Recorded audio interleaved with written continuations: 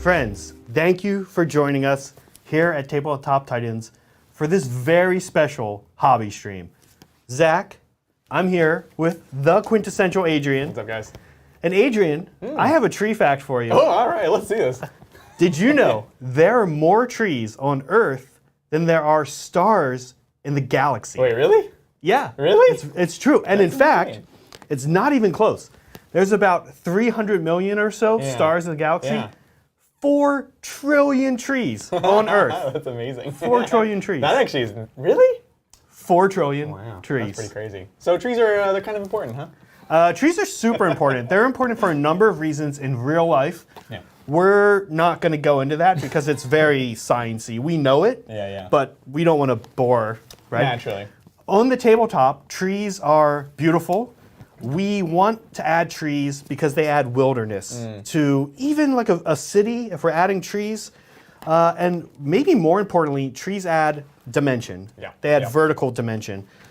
Somewhere in between like a tall ruin and the flat ground, right? Yeah, they give you that kind of in between where you don't have to necessarily be building up all these tall layers, but they give some depth to it. And they also can serve a number of different functions, right? Yeah, so I like trees because we can make forests with them, or we can just set random trees around, right?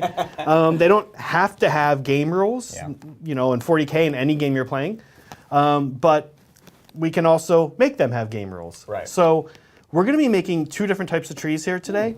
One a little more familiar, something you might find on planet Earth, and one you will not find on planet Earth. Oh, I could try.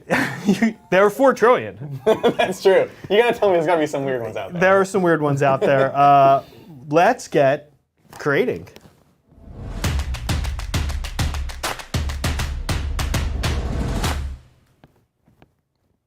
Okay, so here we go. The first type of tree we're gonna make, very earthbound. Yeah, this looks amazing. Very, very earthy, very rustic kind of earthy tones. Yeah, Pun not intended. Sorry. no, and that's great. And it is because this tree is set in sort of like a desert canyon. I actually recently just took a trip across the American West. Oh yeah, that's right. And spent some time in Moab. And what I'll say is you get these beautiful clay canyons, lots of reds, and like you said, earthy tones. But there are just these bright green trees, olive green trees, pine kind of colored green trees.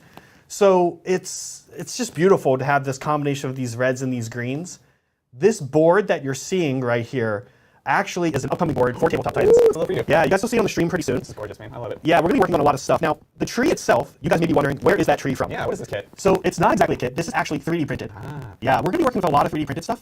This is from Printable Scenery, and if you just search Twisted Trees, what you'll find is the STL. And if you don't know what that means, it means, I'll be honest, I don't exactly know what it means. This is really Brett's territory. But what it kind of means is the tree file to print the tree with a 3D printer.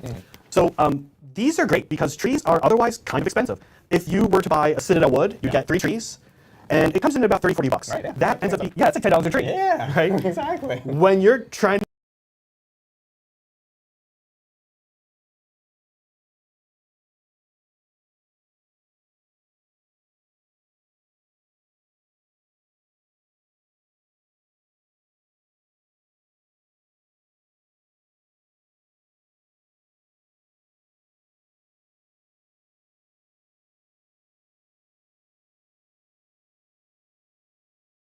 make a forest, $10 a tree, that's gonna hurt. And that's the thing, like we've seen so many tables where it's like you have the forest, or maybe 2 forests if you're spoiled and you have like 6 trees total. Yeah. But if you want to make a full, really like forested board, or even like a moderately forested board, it gets expensive, it can be tough to find. So this is a really cool source for the base of your tree. Definitely. Now, if you're using 3D printed trees, great. The stuff we're gonna do today, we'll talk about how you could do this with any nice tree kit, including the Citadel woods. Absolutely. In fact, we'll even look at some examples a little bit later of trees I've done from the Citadel tree kits, both the old one and the new one, actually. Any trees you get, whether it's 3D printed, the Citadel ones honestly are great. They're awesome. Or any third party, just make sure it's bumpy. Make sure Bumpy, you say? bumpy. It should have bark. Trees are bumpy. I was gonna say barky. It's not the best word. I like it. You want stuff that can catch dry brush. They need to have this texture to them, right? I think there's so many things about like I'll say the design of a tree, but like the shape of a tree that gets overlooked when people are even just drawing them or painting them, and when you're working on them, you really sense like you need that texture to kind of be working with a model in particular, which is actually something I love about these ones because they're even more textured than the original Citadel woods. They're closer to like the new modern ones, right? Yeah. Which is cool. So, are you ready to make some trees, Adrian? Let's make some trees. Yeah, we're gonna make some trees. This is gonna be great. I get to work with Adrian step by step. It's gonna be a blast. And I get to work with Zach. I have no idea what's about to happen. So, we've got two components to paint here. Right. We've got the leaves, and we've got the trunk. Sounds good. Obviously, different processes here. Naturally. So the way we're gonna do this is we're gonna paint the leaves step by step. And there might be a little bit of dry time that needs to happen. Right, So while each step of the leaves is happening, we will do a step of the bark. Yeah, makes sense. Okay, let's get going on some leaves. Grab your tree, yeah. Oh, yes. Which tree should I do? That one, yeah. Ooh, I like it. The one with leaves. So this is prime. These leaves are awesome. You want to talk about these leaves? Yeah, we should talk about how I got this far, right? Yeah. So Adrian, if you could actually do the over-the-shoulder look. view here. So what you're looking at is the 3D printed tree. I actually magnetize these. Oh, right. And where are these leaves from? I think I recognize these ones. Yeah, these leaves are from the old Citadel wood kit. Now, why do I have these? Well, people actually mostly hate these. Yeah. And the reason is they break off very easily. Right. This is why I've magnetized them. Yes. Now, I do have some of the old Citadel woods. A little bit later in the stream, we'll look at that, and you'll see that I did not use the leaves. But what I did instead is I saved them. Right. I've also had people in my play group locally just give me these leaves. You know, so often I've seen just the trunks of the Citadel woods and not the actual leaf parts. Like, I'll be honest, you know, even I have the same kit, and all my leaves are in a baggie, right? Yeah. So it's a cool use of them, and you know, the magnetizing is pretty simple to do. It's going to help us also with this painting process, right? Super going to help us with this painting process. And so I strongly recommend, if you have some of these old Citadel leaves laying around, magnetize them, put them on either the Citadel tree itself. You have to do a little bit of clipping, or a 3D printed tree. I like it. So that's what you're seeing here. And we're going to take off the leaves. Because that's what we're going to paint first. Sounds good. So I should probably do the let's, same, huh? yeah. I'm just dazzled. So step by step here, we'll go through this. Let's start with the leaves. What I'm going to do, we're going to be using some ugly brushes today. Yeah, these these are amazing. These are very ugly brushes. Is this like pig hair? If this is an animal's hair, I feel bad for this animal. I feel bad for you. But this is important, right? Because this is super cheapo. Find it at like your hardware store, whatever kind of brush. I got these at Home Depot this you. morning. Exactly. Yeah, literally. Part of making these trees is doing it easily. Yes. Having them be this size is going to make it kind of an easy, quick process. I honestly timed out how long it takes me to make one of these trees. And it's about, actually let me check, it's about 25 minutes or so a tree. Okay, that's pretty good. So the funny thing is, like, I feel like painting terrain is at such a different scale than like painting models, right? We have giant brushes. There's like everything is like bigger. You have to use bigger tools, stuff like that, right? Yeah. So our first step, we're gonna make our leaves green because this is an earth type tree. Right. But like I said, we're gonna actually be doing a drab sort of green. Cool deal. Because most trees in the forest setting, temperate forest or jungle, they're a little brighter. Yeah. In most kind of dry, arid climates, the trees tend to be a little more drab, olivey colored. Right. And that's the look we're gonna go for. Sometimes I like realism. Sometimes I like to do just what looks good. So that's important though, right? Like you're not slave to it. You'll do whatever makes the most sense at the moment. So we're gonna start with a very dark green. I'm actually using oh nope, not this one. This one. This is Citadel Air Death Corpse Drab. Wonderful. Oh, it's literally called. It's an actual drab. Yeah, That's great. yeah. Now talk about paint choices here. Yeah, totally. And why am I using an airbrush paint? I actually really love Citadel Air, and I use it not only just through an airbrush. Sure. I kind of use it as my normal paint. That's funny. That's a lot of people like would be very surprised at that, I'm sure. Yeah, I love it. I mean, half the stuff, the terrain you guys have seen on the channel is painted with Citadel Air. Gives you that extra coverage, right? And I like it also because it's sometimes just easier to work with. Yeah. Like I'll do the same thing, I'll be honest. Especially when I'm like airbrushing something and I'll be like, okay, I need to do some edge highlights afterwards, and I'll just take that air paint and just use it. It's overly pre-thin, but it's pretty thin. Yeah, I haven't bought a Citadel. I haven't bought a Citadel layer paint in a while, actually. Wow. Wow. Okay, got my wet palette here. Maybe we could do like a top-down. Let's look at this wet Yeah, palette let's take a look look. here. So I am pouring a little bit of this, our first layer of green. Oh, so beautiful. Now, you might be wondering, well, we're doing leaves first here, so let's do that. But this is actually also going to be our base color for the bark, believe it or not. Okay. It's a very like gray green. Yeah, we're gonna talk about what color tree bark actually is. Wait, aren't they brown? Tree bark is not brown. In fact, we even have a marker here, and I'm gonna write tree No. bark is not brown. Okay, now sometimes tree bark is brown, Sure. but usually it's really not. Right, right. Let's get, we'll get there when we get there in a second. Sorry, I just know it sets you off. So I just It wanted does to say, set me I'm off. sorry. Very triggered by brown tree bark. Okay, All right, let's get into it. so spread this out a little bit, Very and cool. the technique we're gonna really use here, I kind of call like wet brushing. Okay. There probably is an official word for it, but really I'm pretty sloppy here. Right. And I'm basically just kind of covering it. Just getting right into it. Yeah, just kind of getting right into it. It's not pretty. I'm making sure it's a thin coat, setting it aside So here. you still have to do thin coats even with terrain, huh? Well, the thing is, yes, always. But the thing is that we're going to be adding a lot of different colors onto this. Well, let's see. 3 more? 2 more? Oh my goodness. So each one is going to contribute to like building up the colors. Right. Yeah. Okay, I like it. So no real. Are you just doing the tops right now, and you're gonna come back to the bottoms? Or should I be doing Yeah. the bottoms as well? We are going to do the bottoms. We're going to do the bottoms only this color.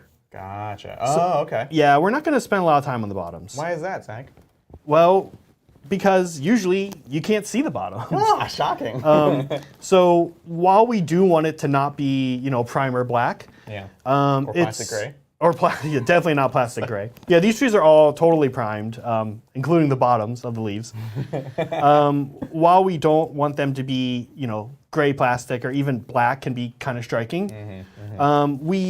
We don't really need to focus on them a lot. Right. I'll be honest with you guys, we're gonna take a lot of shortcuts when we paint terrain. Sure, I think it's great. That's an important thing though, because it's like knowing where to put the effort when you don't need to. What are people actually noticing? And I say this at the same time. Your terrain turns out great. Like we subject it to close-up 4K footage, and it still looks amazing, right? So it's not like I hope so. You're cutting corners and you can tell. Like I try. you're being smart about the way you do it. So. Well, I try. Thank you. That's my little plug for you. 'Cause yeah. I do like what you do. Okay, so these are all covered for me. You're catching up. Yeah, Okay. Yeah. Go ahead, keep going. Okay, so then I'm gonna clean, and we have more of these brushes behind us, but I'm gonna just keep using this one. Sounds good. While this guy dries, while this set of leaves dries, I'm gonna dry my brush. Ooh, Aggressive fancy. brush drying, actually. Yeah. Especially with these ones. Yeah. You're not worried about the lifespan? Well, yeah, and whatever animal this was dries easily, Yeah. at least. Maybe a rhino. I'm starting to think it's a rhino. Oh, These bristles are like. These are ridiculous. would these be $1.50 though if it was a rhino? I don't know. Yeah. I'm gonna stop. Yeah, I actually am curious. I didn't even think about if they're synthetic or. Okay. Sorry, it's making me laugh. Anyway, we'll move on. So All right, let's keep going. this is actually where we're going to next. We just did the leaves, but now we need to do the bark while the leaves dry. Naturally. So our first bark color, believe it or not, is also going to be Death Corpse Drab. Wow, Now, sounds great. unlike the wet brushing technique, we actually want completely the opposite of that for what we're about to do. We want to do a serious dry brush. Oh, okay. So what we're gonna do, I'm gonna stick this in here do a little twirl. Oh, that's interesting. Yeah. And get a lot of this off. Adrian and I are going to be passing this back and forth. Give a little shake. Do the twirl. Get your twirl on. Yeah. And then here we go. So let me hold under the light a little bit more. You may not see a lot of change as I start doing this because it's just the first color. And we don't really have to be like elegant or anything. We can just go for it, especially with this first color. Right. I'm coming back to my dry spot a little bit, which still is a little wet. You can see we're turning a little green here, but it is truly a drab. I got that. There we go. Your fabulous hair was in the way. Yeah. So you can see this is like not hard, meaning you guys need to get onto it. This reminds me of another tree quote, Adrian. Tree quote. Tree quote. Sorry, we had a tree fact. There's a proverb, and I actually looked into where this proverb comes from. Yeah. Okay. And I found out that this proverb we attribute as a Chinese proverb, but I found a user in Reddit who said he's from China, and on the Chinese Reddit, version of Reddit, they say this is an English proverb. Oh, that's so funny. We've all heard it. The best time to plant a tree is 20 years ago. The second best time to plant a tree? Right now. That's amazing. Yeah, it's perfect. The best time to start terrain for you and your buddies. Yeah. Honestly, you guys screwed up. It was like 5 years ago. Yeah. The second best time. It's too late for you. Right now. It's so funny because like terrain matters so much. You know, we've talked about on the channel how terrain is the third army, the battlefield's the third army, and yet so many of us, myself included, like my home terrain set is severely lacking. I'll just say, but it's so important and it adds so much. So it's important to really give it that love. You know, it's never too late to get started. Never too late. Your orc board? I love your orc board. My orc board is a newer one, but my like all-time board is it's just like city ruins, and it's not the best. My orc board was actually inspired from your work. Oh, wow. A lot of I made that pretty recently, and that was really from seeing what could be done with terrain. Nice. I'll take it. Yeah, man. All right, it's nice to be humble, but it's nice to take a compliment when you get a compliment. You deserve it. Okay, so take a look here. I'm actually going to set this on our glam cam. Oh, I totally just did this on the leaves. No, yeah, that's right. Okay, cool. Let's see how it shows up here. Let's take a look. Let's actually have a comparison of the full black one. That's a good point.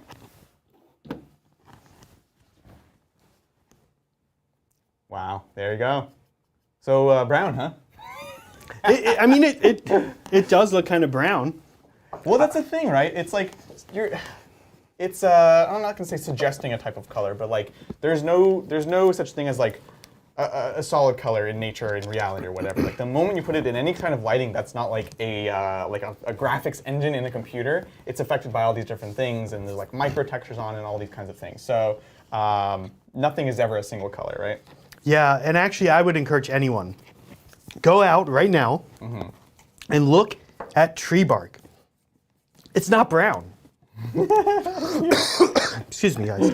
No worries, you're good. So, you know, it's grays, it's greens, it's blacks, it's reds. It is browns. There is brown in tree bark. Oh, too late, you said it. Nope. Yeah, you're gonna see actually how we sort of get that look. Yeah. But it's just this amazing thing that nature does. If you've ever been laying in your bed at night and you're looking up at a white ceiling, and you look up at that ceiling and you go, boy, during the day, I know my ceiling is painted white, but I cannot tell what color that is right now. And you know, I don't know. It's rods or cones. Someone's gonna tell us, but I can't remember if it's rods or cones. Some eyeball thing. Something that affects how we see color. Right, naturally. But you look at that and you're like, I guess it's gray. I want to say that's gray, but I don't think that's gray. Your brain is confused. Look at tree bark. You're like, I think it's gray. I think it's green. It's just like all over the place.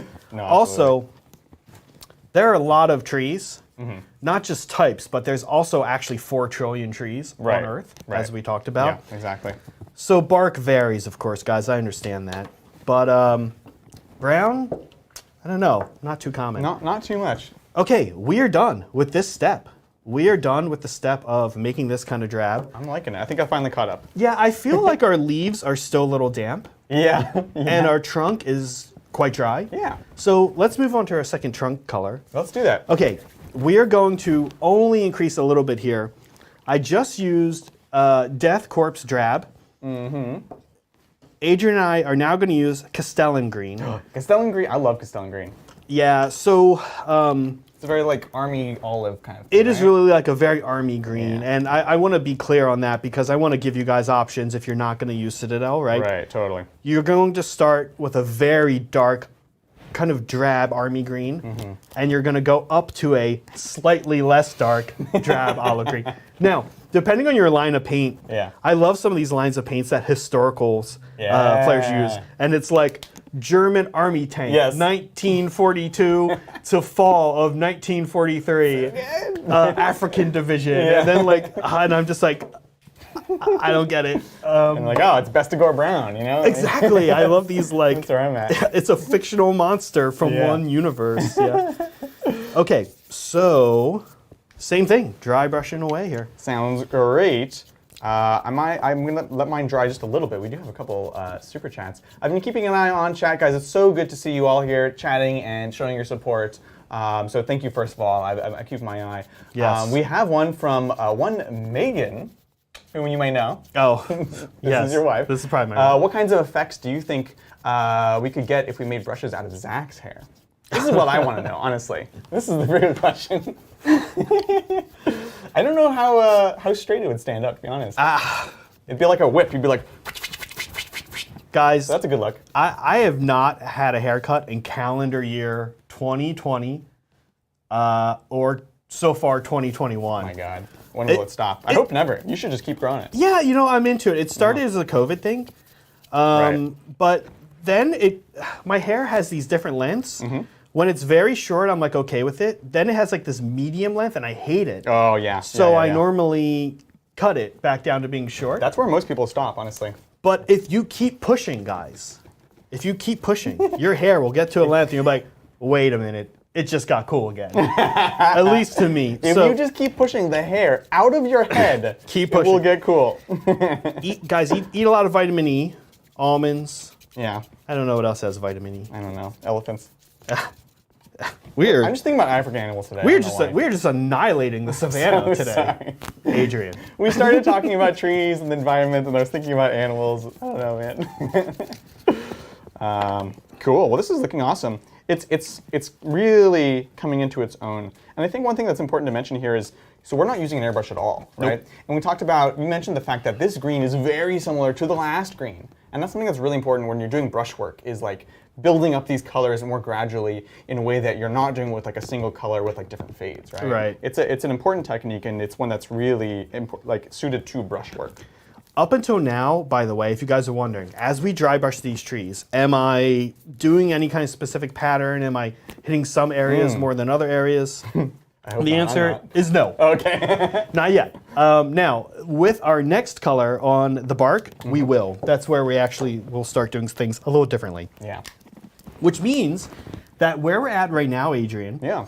if we can get a look, maybe, where? yeah. I got you, man. If we can get a look, where we're at right now is kind of like where we're gonna have the tree be colored, and you can see your eyes are telling you it's what, greenish black? Yeah, exactly. It's got some moss on it. It definitely has some moss, because, you know. Because we love moss. moss, I sorry. love moss. Yeah. Yeah. So this is sort of like the color, kind of in a way. Right. If you want to think about it that way. But next things we start doing, we're going to be a little more specialized. Sounds great. Shall we take some more questions real quick? Yeah, sure. This one's from GK. Hi Titans, just hopping in. I just started Sylvaneth and will enjoy watching this after work. Do you have any proxies for GW's overpriced Wildwood? Haha.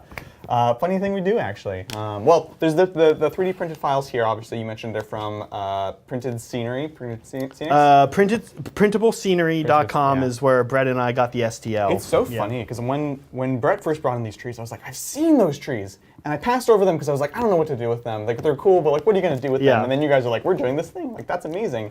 Do you have a, So one thing that you guys did, I will mention, is you did actually a collaboration, right?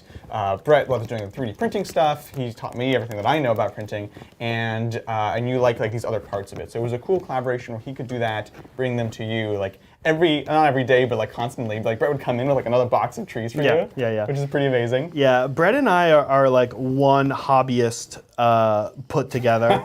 I'd like to say I think we're a good one together. I think so. But Brett is really into like, I don't know, computers. Yeah, but like technically based work, right? Bringing computers into the hobby. And like, listen, I'm an arts person, but I am not like anti-computers, right? No, you're just anti-PC. Okay, I'm okay with PCs. They're just not okay with you. Yeah. Are there any other like places that you can go to for trees? It's kind of tough to find, isn't it? Yeah, honestly, it is. I've used really, in all my time making terrain, I've been really subjected to shelling out the $10, $15 a tree from Citadel. Yeah. They're great trees. You get a good product, but they are pricey, and like we said. So there are pine trees that I've used that we're going to work on in the future. Yeah. Different like style of tree. Different styles. But as far as like a deciduous tree like this, you know, I don't know any great third-party ones that are just printed, made, boom, here they are. Yeah. Chat, let us know if you guys know any, but I really don't. So these 3D printed ones coming out, big deal. They're great, and I don't know. Sometimes you'll find people are just doing the printing of this, and will like sell that. There's different licenses for each kind of different printed file, but I've also seen that where there's like you can buy the file or you can buy printed ones. So keep an eye out for that. Just to, it's a Google away, right? Yeah. Hopefully. Cool. So let's keep going. Okay, so if we can look top down here for a second, you guys will see that I've got the next layer of paint here on my wet palette. Nice. By the way, I will say, no airbrush today. Ooh, this is a little goopy, but I think we'll be okay. Goopy. Yeah, we're gonna probably have to get a little bit of it off. I may just add a little water to this. Okay. Thin some paints, I like it. Yeah, thinning a little paint here with water. Now, which is actually what I love about a wet palette. What I was starting to say is, you guys will notice no airbrush. However, for me, I'm pretty much either using an airbrush in my projects, or I'm using a wet palette in my projects. Right. There are very few circumstances, whether it's terrain or miniatures, where I'm not using one or the other. Yeah, that's a good point. And I think one thing that is important to you, and I know it's important to me, is like not being afraid of these tools. Yeah. Like airbrushes are great tools. Wet palettes also have not a bad reputation, but they're known for being very intimidating. They're really not. They're actually quite easy to use. They're quite easy to use. So, okay, here we go. What I'm doing is I'm taking now Strachan green, which is kind of like a medium, but still again olivey drab green. And I'm making sure I don't have too much on my brush. Right, you're kind of smattering the middle? I'm smattering the middle. So we're kind of creating a fade, right? We're creating a fade. It's not a tight airbrush kind of elegant fade. Different style. But this is a tree. Exactly. I'm actually going to get some more water on mine as well. Get it a bit more splotchy like yours. That's really nice. Yeah. So you don't have to worry about, if you're thinking, am I doing this right? Yes, you are. You probably are. Yeah, you're probably doing it right. There's not a lot. Terrain is very forgiving. Let's put it that way. It's a great way to try out different techniques. I think I'd put too much water here. See, it's okay. You can mess up just like me. Yeah. You're like, what did Zach? All right, so let's see. Let me add some more there and get it here. Nice. This is great. We're starting to see it kind of come to life there. Now, I say you can't mess up, and I stand by that. But why that ends up being the case, why this is so forgiving. By the way, even right now, this is still a little wet from the previous color, and I'm still just going with it. It's gonna be fine. Exactly. Here's why. Our next two steps are actually our final two steps on the leaves. Oh. So we are done with working with, layering here now at this point. Right. If you want to call it that even. Totally. And what we're about to move on to for the leaves is a wash. We're gonna coat them with a wash, and then we're gonna dry brush the final highlight over top of them. And I call washing and dry brushing, I kind of call them like sloppy steps. Right. Meaning they will, I don't know, they're the Instagram filters of painting, right? Your photo looks okay, you put an Instagram filter on, you play with the settings a little bit, and it looks amazing.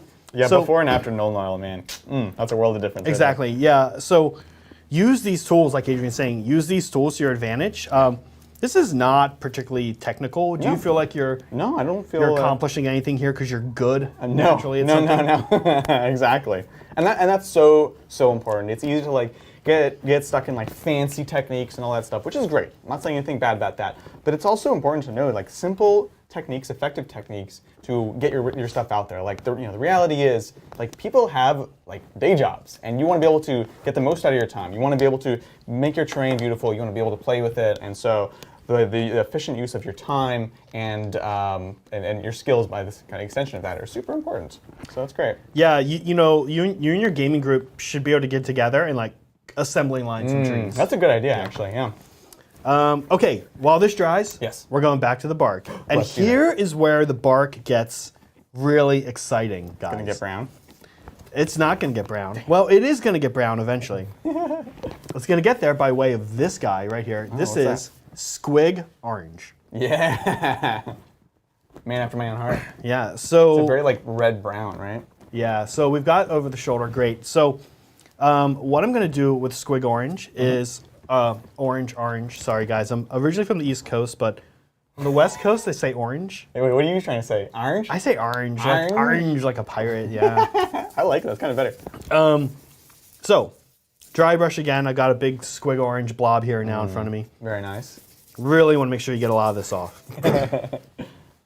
I'm going to dry brush a lot of areas. Now, for this color, we do need to be a little bit, just have a thought process of where we're putting it. Yeah. Where I like to put it, I'll show this finished example here. Where I like to put it on this particular tree is kind of on the tops of the roots. Okay.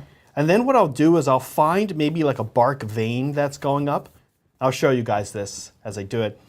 And I kind of like to highlight one vein. I'll show you here. So Makes sense. first I kind of go around and just put a little of this on here. A little smattering. Yeah, look, it's right away you're like, oh, this looks That looks awesome. it looks awesome. It looks a little weird. So then I kind of look on this tree and I say, all right, how's this tree going to sit on the tabletop? I like this angle right here. You can see it sticks out a little bit more Absolutely. compared to this side. Oh, that's interesting. I'm going to follow it up. Now the STL file here that Brett and I have, it's actually I think 4 different trees. Right. And then the other cool thing Brett does for us is that he changes the sizes. And that's so cool. Yeah, so yes. we've got 4 different trees, and then Brett can change the size. And then when he gives them to me, I'll clip certain things off. In fact, you need to clip off to get the magnets on. These are actually a little more pointy. Oh, really? Yeah. Nice. So you can see we now have... It's kind of like heavier at the bottom and more kind of lightly over the rest Yep. of it. I like that. Excuse me. No worries. So, Ooh, it's so good. Let me get you guys an over the shoulder. yeah. Take a look at that. Highlights kind of here. Here's the vein I followed up. I did still put some on the top. I got some on the branches. You know, it's looking a little orange, pink, red kind of a thing going on here. We'll see the finished product. We have a few more layers to put on here. Right. I think we're actually going to jump into the next layer again while we wait for our leaves to dry. Absolutely. I like it. Shall we take a question? Yeah, absolutely. All right. Thank you, Crusader Kerbo. Loving those aprons.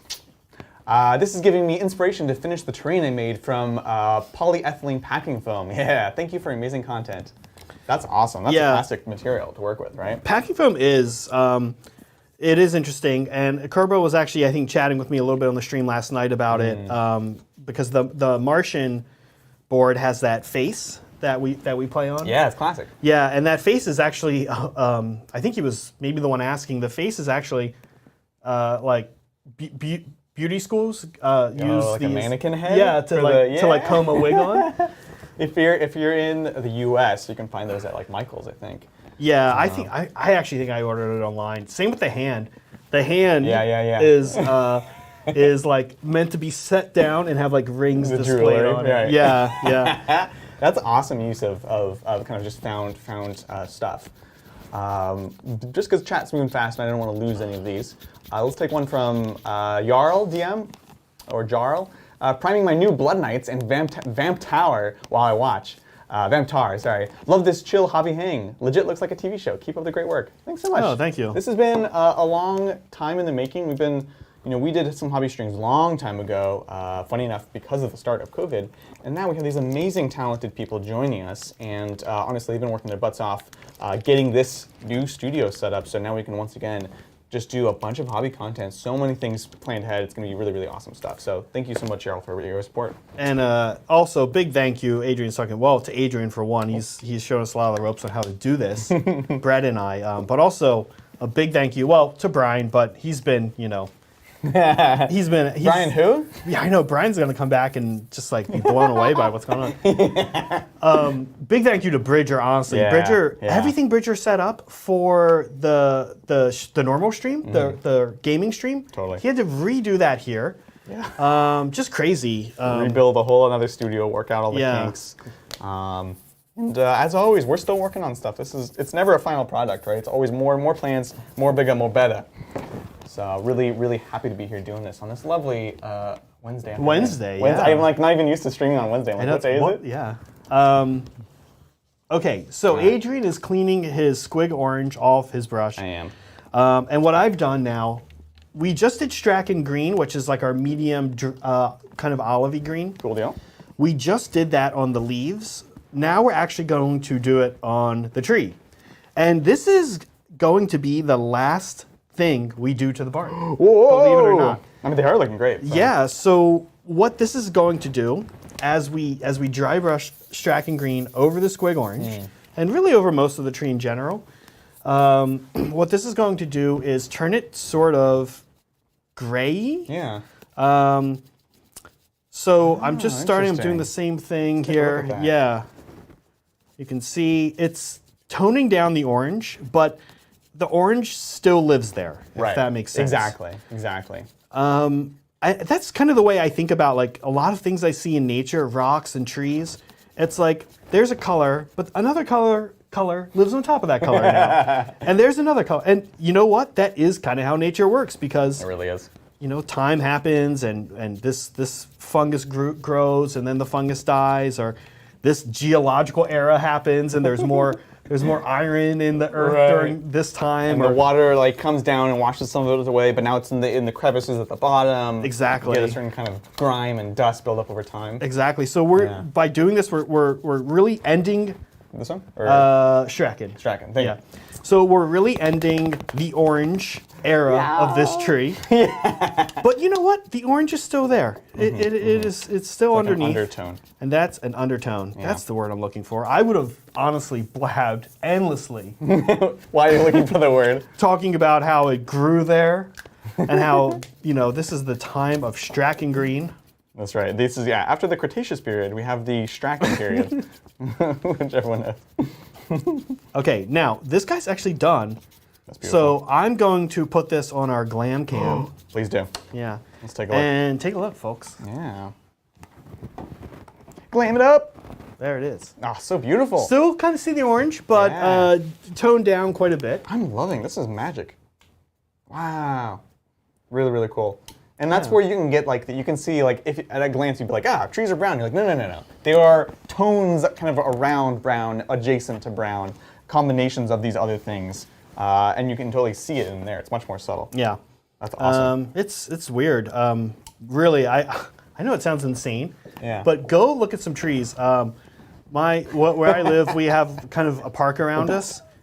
And leading up to this week, I've been looking at tree bark, and it's just like there's yellows, there's browns, there's oranges, there's reds, greens, all kinds of warm colors, honestly.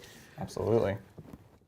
And so Finished much tree depending on the environment and, I was going to say board, but the real world board, which is where you're living essentially, and you can really be telling a story through that. Yeah. Adrian, let's see yours on the glam cam. Oh no, I'm scared.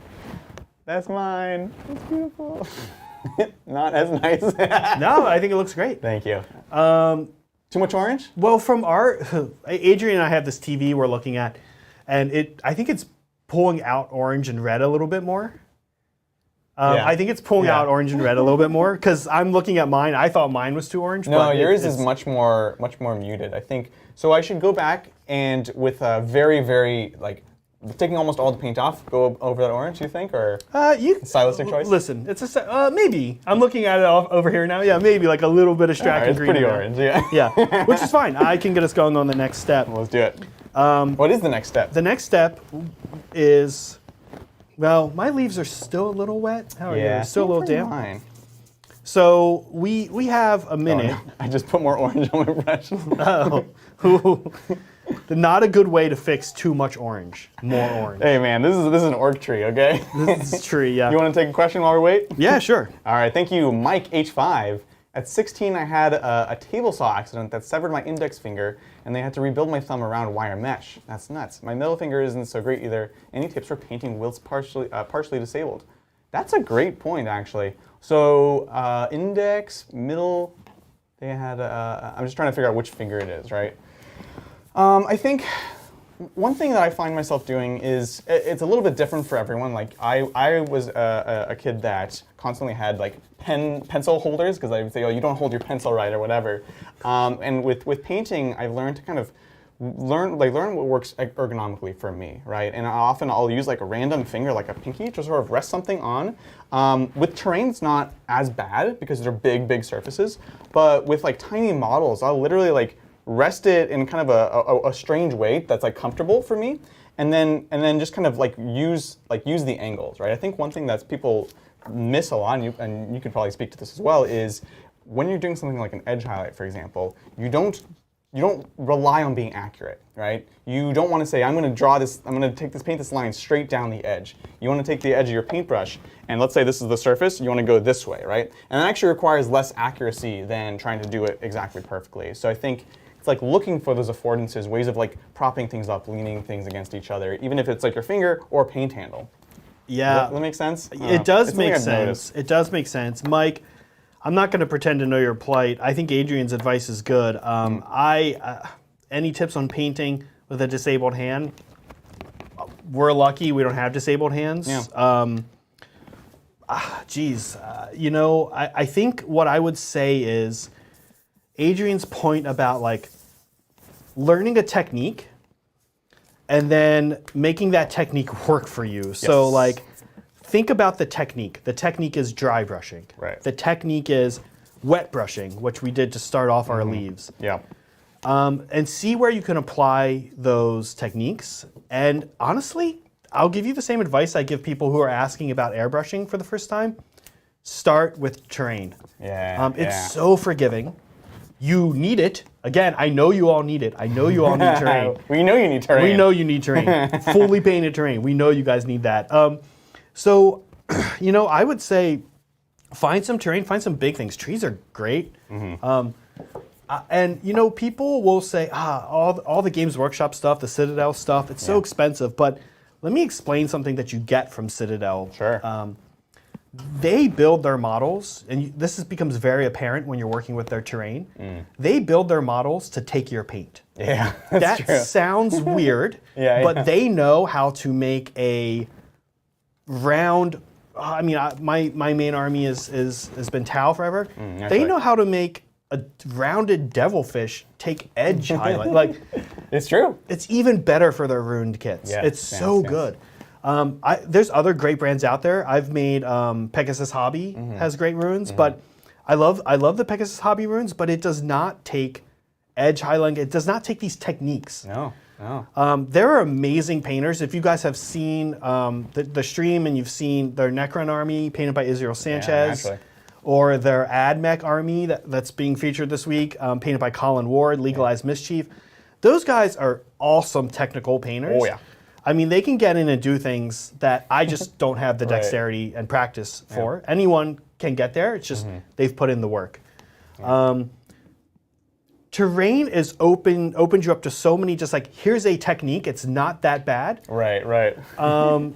But it's easy once you learn how to do it for yourself, Mike. So I would say, Mike, pick the technique, one at a time, focus on it, practice on terrain. That'd be my advice. Absolutely. I think that's very well said. All right, so I think I fixed my orange. It's a bit better. Yeah, looks amazing more from here. muted. Yeah, yeah, it looks great. And by the way, remember, these are trees. Terrain's forgiving. Like trees don't look the same. Yeah. No tree looks It's the just, same. happy little mistakes. Happy mistakes. Happy little mistakes. There. No. Yeah. And of course, remember also when we're talking about trees, there are 4 trillion trees, Adrian. So there's so many ways a tree could look. I know that now. Yeah. Okay, this guy's done. So I like up here it. now we are going to have to add leaves to it. Sure. So, the leaves are still looking a little damp. Do you want to come back to them later on? We could come back to them. We Yeah. could get going on our next tree, Whoa. which is going to be a little more alien. Sure. So we had some clips, but maybe they're not working. Yeah, It some looks like loading so. issues, yeah. That's okay. We can put it on the glam cam. The glam cam. So let's take a look. here's the next tree we're going to make. Yeah. Very alien, which is cool. Okay, so I'm going to kind of hang out over here and point to a few things going on. First, the thing you guys probably noticed right away is that it's glossy on the bottom. Yeah, that's wild. Well, we'll try to, at some point, show you some clips of where this tree is eventually going to live. Right. But it's another board that's coming up for use on the Tabletop Titan stream, my their goodness. gaming stream. And it is set in a alien world mangrove forest. That's cool. The mat for this board is actually like shallow Caribbean colored water, like kind of aqua water. So the armies will be trudging through shallow water. The tree lives in the water, so we Right. high gloss the bottom here. And that's why you see that gloss. I love what you did there. That just looks amazing. And that's just a gloss. That's not actual That's color, just a right? gloss, But it's yeah. again suggesting that material. Very cool. This is going to be the final step of our night. Let's talk about everything else we did. It's pretty much what we just did, Sure. but actually even less work for a couple of reasons. One, let's go to the top of the tree, which also might be what you're focusing on. Yeah. Because it's not quite normal leaves. It's so weird. We have these sort of fuzzy little blue guys here. We were saying earlier that it looks a little weird when I touch things on the glam cam like that, so we're not going to do it too much. But you can see those fuzzy little blue straws. My thinking is, it's an alien world, and it's just got this bizarre way of collecting water from the air. Yeah. I love it. Yeah, it immediately makes you think, like, why would it grow that way? What does it do? And it takes the tree that, like, just a second ago, we were looking at as a very normal kind of earthbound tree. And this is the same base model, but actually using these tufts with this really bright colors to make it something completely weird and alien. Yeah, and why would it grow that way? Hey, guys, I don't know. I really don't know. You know what? There's 4 trillion trees. There's 4 trillion trees on Earth, Adrian. This tree is in an alien world. So we have a little bit less work to do, and we're going to talk about why I came to this choice here to put these guys there. And then, other than that, we've just got to dry brush some bark, and that's going to be pretty much the same process we just did. We're going to use some different colors. We are going to do one more step on this that we didn't do. different step. Yeah, and we'll talk about why. Sounds So, good. This is my alien one. this is your alien one. Alien one. Okay, the first color we are going to dry brush our alien tree is honestly one of my favorite colors. Wait, is it Vallejo blue-green? It's similar. It's the Citadel version of that. Which they call Incubi. It's actually very close. Yeah, yes. you'll love this. It's called Incubi down. Darkness. Yeah, I love this color. This is an example of a color that right away gives us that thing that makes trees kind of wacky, which is that we don't really know what color this is. Like whenever I look at Incubi Darkness, I remember I was talking about Incubi Darkness with a friend, and I said something about being kind of like a blue, and he was like, "It's like a green, right?" Right. And I'm like, "I guess it's." Was it the gold dress or the white dress? What was it on the internet? Yeah. So Incubi Darkness is going to be our base, and you can actually see here with Death Corpse Drab and Incubi Darkness, the theme is some color that is very dark and has its foot in 2 doors. Yes, exactly. Death Corpse Drab is a green that's a little, I'll admit, a little brown. Yeah, a little gray even. And a little gray, a lot gray actually. Littlest of brown. Incubi Darkness, it's, again, kind of green, kind of blue. It's a really weird, cool color. But very like natural feeling at the same time. Yeah, so I love this color. And I don't have any models that really use this color. It's a color I've always liked, but I've never found like, what am I gonna put this on, right? Yeah. I think in fact I own it. I've never used it just because I like bought it. I was like, this is cool. I'll use it for something, and I'm like, what am I gonna use it on? Trees. Here's the thing about Incubi Darkness. Yeah, tell me how it is. I like bright models. Yeah. So I would never end with Incubi Darkness. Now, I actually said I don't use Incubi Darkness. That's actually a lie. It's the base of my towel. Is it really? Yeah, it's the first kind of color. I would have never guessed. Yeah, I don't use Incubi Darkness. I use the Minotaur version. Right. Which, again, I forget the name Yeah, of, but it's probably the equivalent. Yeah. That, and again, just kind of re-come to that point, we're talking about GW brands and paints and things like this, but they apply to anything, whatever you're using. So. Yeah, I don't know what era of World War II, what 6 months. I'm deeply offended. And location of World War II would use this color. So this is another dry brush, right? Another dry brush. gosh, it Real looks amazing simple, already. easy stuff. Yeah, I love this. The way this color picks up on black. Oh my gosh! And it once again really it speaks to the importance of the texture on that model too. Like at least on mine, I assume for yours as well. It's picking up on these like raised bark portions and not as much in the recesses, which is just amazing. Oh my gosh, I love it. Yeah. So why these colors for this tree, and why the other colors for the other tree? Yeah. Well, this tree again, kind of in like a mangrove forest, very wet, and whenever I pick colors for my terrain, I usually kind of think about, well, one, I'm kind of stuck with matching to a mat, Naturally. to some degree. Well, that's a good point. Like, do you want to, not to derail you, but that's something that I think is super important to your work. Yeah. So Zach, who obviously does pretty much all of our boards, he color matches everything. You know, you'll get the matte first, and then you'll match things to that. You'll get the exact paint that matches that. It's almost like going to Home Depot, like for the tile that matches your like kitchen to your countertop kind of thing. Yeah. But for the mattes, and that's really one thing that ties together all these different kits, from like 3D print stuff to GW kits to like foam, or like even random stuff that he's just kind of found at stores. And so it's a really powerful thing. So I just want to mention that because it's something I really learned from you. So that's a big part of it. What we're actually going to do for the last step of this tree is going to tie that all together, and you're going to see really what I do. We're going to talk about, we'll talk about this a lot actually, but starting today, tinting your terrain. Yeah. Yep. And how do we tint our terrain? What colors do we choose to tint? I choose to really, overall, I really only tint a few different colors. Interesting. But they say a lot about that environment, right? So we did not tint our first, this guy, right? We actually didn't tint this guy. No. Tint is, to me, means we're gonna kind of spray it down with, honestly, well, we could spray it if we airbrush, but we don't have to, and we won't today. Sure. With like a GW wash, Citadel wash, or any brand of wash. So you could like, would you take that finished product and then put the wash over it? That's what we're gonna do with this guy. okay. Yeah, with the blue one. Yeah. Why didn't I tint this one? Well, again, we're in like a dry, arid desert climate. Right. And while I do imagine this taking place in a verdant canyon inside of this desert, lots of plants growing around. Desert plants don't quite work the same way as temperate, and especially a mangrove swamp where the armies will be fighting in water. Right. Plants get everywhere. I just said I was in Moab. I lived for a couple of years in the southern U.S. in Louisiana. Right. Yeah. And plants grow on top of plants there somehow. It's one of the craziest things you could possibly imagine, but they have ferns growing on top of other trees. Yeah, so exactly. It's plants will get everywhere if you let them. What lets them? Water. If you let them. Right? You gotta keep the plants in place. Exactly. So we have water all over this board. Right. Yeah. When you guys see it, I hope you'll like it. I love it. And this tree is going to reflect that. It's going to reflect life growing all over it. So Sounds great.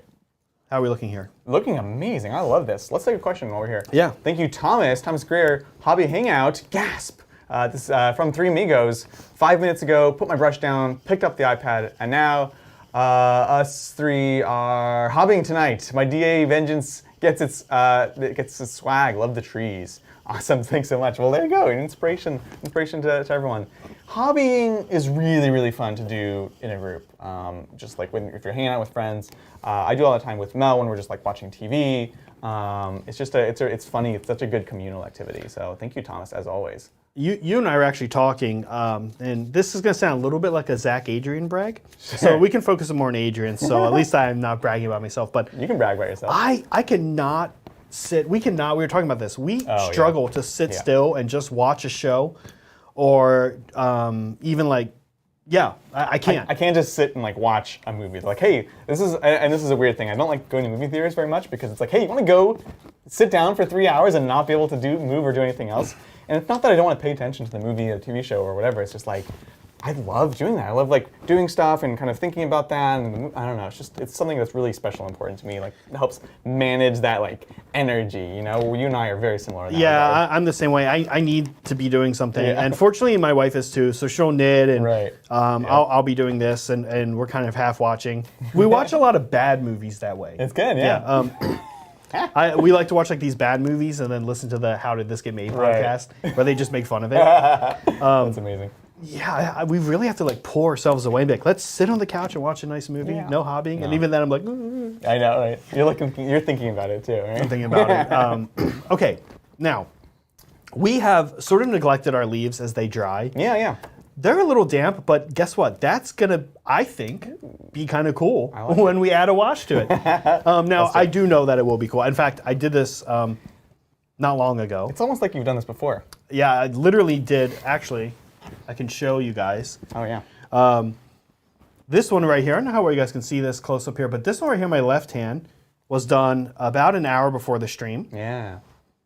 Because I had practiced mostly and set up our examples, like this one. Oh, so good. With an airbrush. Right. So if you look at the difference between these two, it's not, you can't tell. No.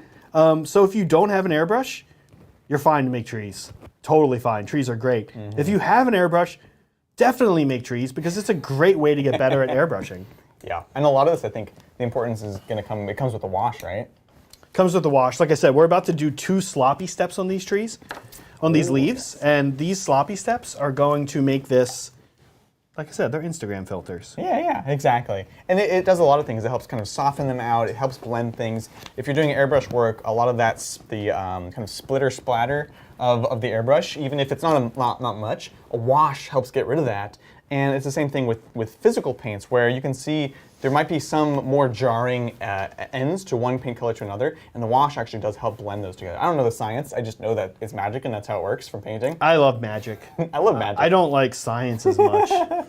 It's literally magic. So what is this? Oh, this paint looks deliciously disgusting. It is. So this is Antonian Camo Shade. Cool. This is a drab, kind of, I guess, neutral, warmish green. Yeah. Later, for the forest tree, we're going to use Beal Tan Green, which is my favorite. Yeah. It's a little more of a turquoise. Totally. These are 2 of my favorite tint colors. I often tint in Antonian Camo Shade, again, kind of a medium, slightly warm green, or the blue-green of Beal Tan. Yeah, I love it. And there's no technique, once again, to this. We're just slathering it on. You really can't get it wrong, guys. You just cover it up. If it's a little damp, you'll see what happens here. Adrian, if we can switch to overhead, I'll show everybody what happens. If you've ever wondered what happens when you have the paint a little wet and you still wash it, it's going to be fine. It's going to give it a little bit of a look at the end. We might need to add more. Yeah, a little more wash. Here. Yeah, that actually looks amazing. Yeah, it actually is going to be, again, it's trained. It's very forgiving. Yeah. Don't do this on like your wave serpent. Oh God. You'll be so angry with me. You're like, I don't need to wait for it to dry. It's fine. I would. You should use this wash on a wave serpent. That'd be a good look. Just like. That's my swamp serpent. Yeah. It is a wave, but it's not from the ocean. There's a wave all right going on here. That's my bayou serpent right there. Yeah. So we're getting in there. We're getting in here. This looks great. I love this. Yeah. We're going to go through a lot of wash. By the way, I will say, you do go through a lot of wash when you do terrain. Yo. Honestly, like, whenever I used to go pre-COVID, went to rest in peace Game Castle Mountain View, man. where our play group played, Yeah. we always like to buy something when we're there. Right. And if I had like literally nothing specifically to buy, I would buy non-oil if it was in stock. Right. If it wasn't in stock, I'd buy one of these two or some wash that I was going to tint terrain with because, boy, you go through a lot. And I know people always tell me, people say, don't get Citadel or make your own. I have. What I like about the Citadel ones are, honestly, I get really good results. I've used other brands, but the big reason I like the Citadel ones is for colors like Beal Tan Green. They just make colors that are. They figure out a color they know people want to use, Right. and they just do something slightly weird to good. it. I gotta say, like you guys know I love Vallejo and stuff like that, but there's two things that I keep coming back to Citadel for, and one it's Russian Beer Gold, just because that color specifically. But it's actually It's like that light. It's like that light cool gold. yeah, it's like not warm bronzy. at all. Yeah, Mel's always like, that's not gold, and I'm like, I know, I don't care. It's barely gold. It's like so more of a cool. bronze, Yeah. right? So it's that, and it's all their washes. Their washes are the things that I swear by. I'll use other brands for all the other stuff, but the washes, they're just so powerful. I know they are a bit pricey, but they work. They work. Yeah. What can you say? You did a thing, James. You did it right. Yeah, I love their colors. For me, it's my Tau or the Cerebite green, I think it's called. Oh yeah. And that color, it's just like, it's kind of green, it's kind of blue. Now, if you guys see what I'm doing here, I am kind of going in, and the one where I said, it'll look good, we'll leave it wet, I'll be honest with you, I didn't like it. Yeah, So that's totally fair. I think the reason I didn't like it is because our Rhino hairbrush wasn't fine enough. So what I'm doing now is I am going in here, and right around this branch, I am kind of just making sure that we get a little extra wash in there. That was the only one. The rest of them came out okay. Yeah.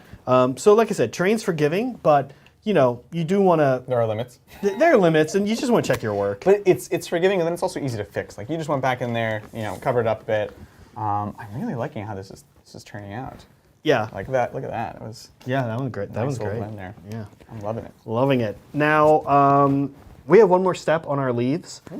And that step is to dry brush them, but we cannot do that now because they're soaking wet. So we gotta let this dry, and in that time, we're probably gonna finish our other drink. Absolutely. So let's go back to the tree and let's take another question. Thank you, Mike H5. One of my housemates, who's an artist, got me a paint handle for Christmas.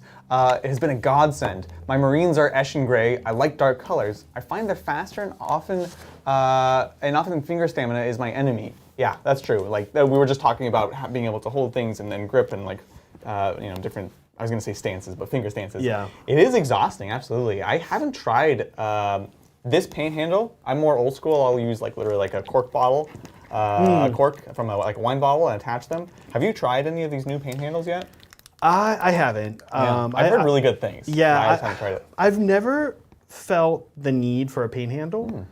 Don't know why. Yeah. So eventually on stream here, we'll do. I'll show you my process for maybe my Tau or my new Simhan Eldar.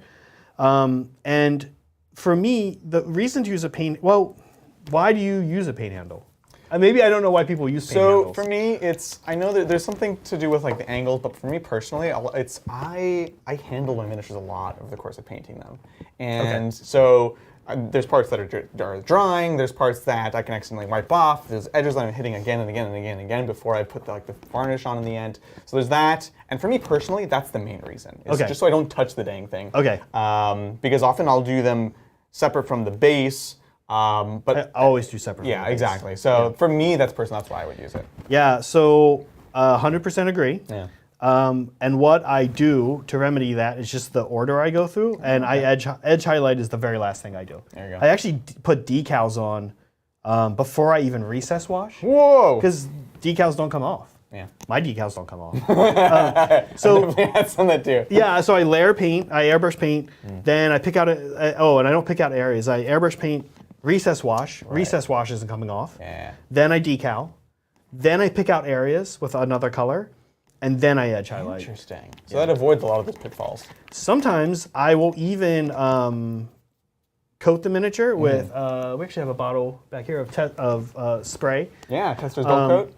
before I edge highlight, Yeah. and then I'll touch it up a little bit again after. Yeah. And that's actually really smart, and that also acts as kind of like a save game, right? Yeah. You've like Yes, protected it. that's a perfect word. And you That's can a like perfect go phrase. back on it, and that also avoids that. So Save game, I love it. it's a save game, absolutely. So what's next? What's next is our second color on our blue-green mangrove alien tree. Mangrove. And we are going to use Mechanicus Standard Gray. We're going to dry brush here. I love this gray, actually. I'm a big fan of it. So gray's a great color for a number of reasons. Tell me why. First, what I love about gray is that no other color comes in so many variations of cool, warm, and neutral. Yeah. So you have to really be careful when you work with a gray. This gray is, I would say, neutral. Yeah. We want neutral or cool grays for our tree, which is very blue. Right. And will be blues and greens. This planet's going to be blues and greens. Wet, swampy. Sweat, swampy, yeah. We want something neutral at least. Don't use a warm gray. Right. It'll look funky actually. If you added a warm gray to this and then the other colors we're going to add, it'll look weird. So keep an eye on your grays. I love having a lot of different grays on hand. I always do. And I go through them a lot on terrain, frankly. That's something I'm always finding myself in need of more grays. Because I never have like the specific one that I need, because it impacts it so much. Like having the right gray to fit, to kind of fit with it. It's funny going to a game store and check out the gray section. My God, there's like as many types of gray for like a paint line as there are all the other colors combined. It's pretty amazing. That's not incorrect. It's not even an exaggeration. No. Especially again, German uniform. 18 War of Boer War of 1890. I'm slaughtering history right here. I apologize. I love history, but I don't know. I don't really know my German uniform colors. Wow, Zach, Yeah. I'm offended. Throughout the eras. Now, am I applying this over the whole model? Whole thing. Very cool. Yeah. Nice dry brush. We're not really being area specific yet, like we Right. were with Squig Orange. Yeah. I just grabbed the wrong one. Here you go. I think it'll Have be some squig orange. Squig. Surprise! You know what? I'm going back to Squig Orange. Yeah. Squig Orange, actually, on top of gray like this, these grays, could probably look really cool. Oh, that would be wacky, yeah. It would probably give you a bit of an ash. It's funny. So I've never used this the squig orange is what it's called, but it's very similar to one of my favorite colors that I use from Vallejo, which is mud brown, and it's a very red, orangey brown, and I use it everywhere. Yeah, it doesn't make a lot of sense though because trees aren't brown. Well, So I've been educated Vallejo, come on. today. Come on, Vallejo. Jeez. Yeah, well, we've learned a lot today about trees, guys. Yeah. Yeah. And brown. No, we didn't talk about it. Oh, here, let me get you a shoulder shot. Yeah, yeah. So you guys can see. This is, again, kind of bringing in those highlights, really accentuating it. So we're getting away from that black base layer. Looks amazing. Yeah, nice and easy. Again, we're the blue still kind of showing up underneath there. Could we have just used a kind of cool bluish gray here? Yes, but again, it's the additional layers Right. where like one color's still living underneath the other color. We Yeah. call that apparently an undertone. I'm learning a lot too. Adrian calls that an undertone. That sounds official. You call it like a geological I said era. that color still lives there. His memory, her memory, still there. So this is where we should be at. I'm liking it. How's yours looking? This is looking pretty good. I think it's looking pretty good. Yeah. Should we do some turntable shots? Yeah, let's see. Put I'm it gonna up. glam it up. I'm feeling better about Your this one. show, your show. Look Put at it on that. the glam cam. The Adrian show. Here we go. There That's it is. right. That's my work.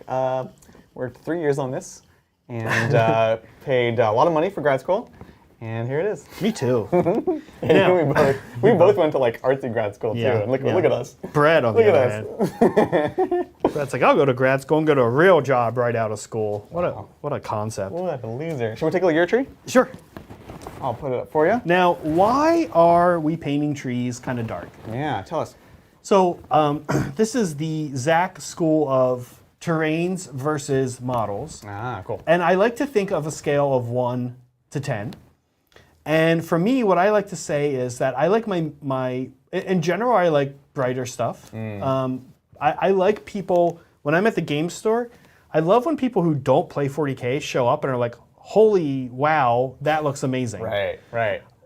If you have a bunch of like kind of brown drab guardsmen fighting a bunch of very dark green orcs, I don't really see that happening so much. I don't see those moms and those little kids coming over and going like, and the kid's like, I want that right now, and the mom's like, no, it's so good. I love that. So for me, I kind of like the scale to 1 to 10, right? I usually put my models anywhere between 8, 9, and 10. Sure. As far as like effort and time. No, how bright they are. Oh, brightness. Yeah. Purely brightness here, Adrian.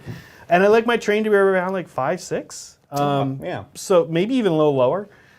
I like the models to stand out against the terrain. You're establishing that contrast. Exactly. It's another great artwork from Adrian, the Grad guy school, who went to baby. grad school for art. Yeah. We've learned, what was it, undertone? Undertone. And now Contrast. Contrast? That's right.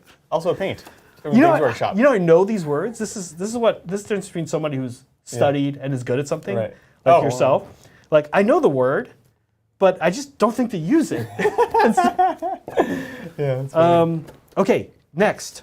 We are moving on to our next gray here. Let's do it. And it's going to be, let me check here. Write everything down, by the way, guys. Yeah. Write your process down. I've got it written down Oh right my here. gosh. I made the mistake so many times where like I'll write it down. I'm like, I know what it is. And I come back 6 months later. I'm like, I got a new unit. What was I doing again? No. I always write on paper while I'm working. Sometimes on like the paper, like we have paper set up here. This is cool. I like it a lot. And then other times I will, after I'm done there, I'll just go and put it like in a computer. Right. Yeah, makes sense. While you're getting that on your paintbrush, let's take a question. Thank you, Melody Wallace. Hobby time. I'm working on Sister Superior Amalia Novena tonight, along with the stream. What do you do when you want to take a model to the next level? Ooh, that's a good question. A lot of like, I in particular, with partially the stream, but I'll be honest, I'm more guilty of it when I'm doing like the tournament circuit. I'm like, I need to get these models ready, and they'll be like, cool, I need to get it just like tournament ready or tournament standard, something like I'm happy with, I'm not embarrassed by. But then like there's certain models that you really want to like take it to the next level essentially. What do you do? I guess the question is how?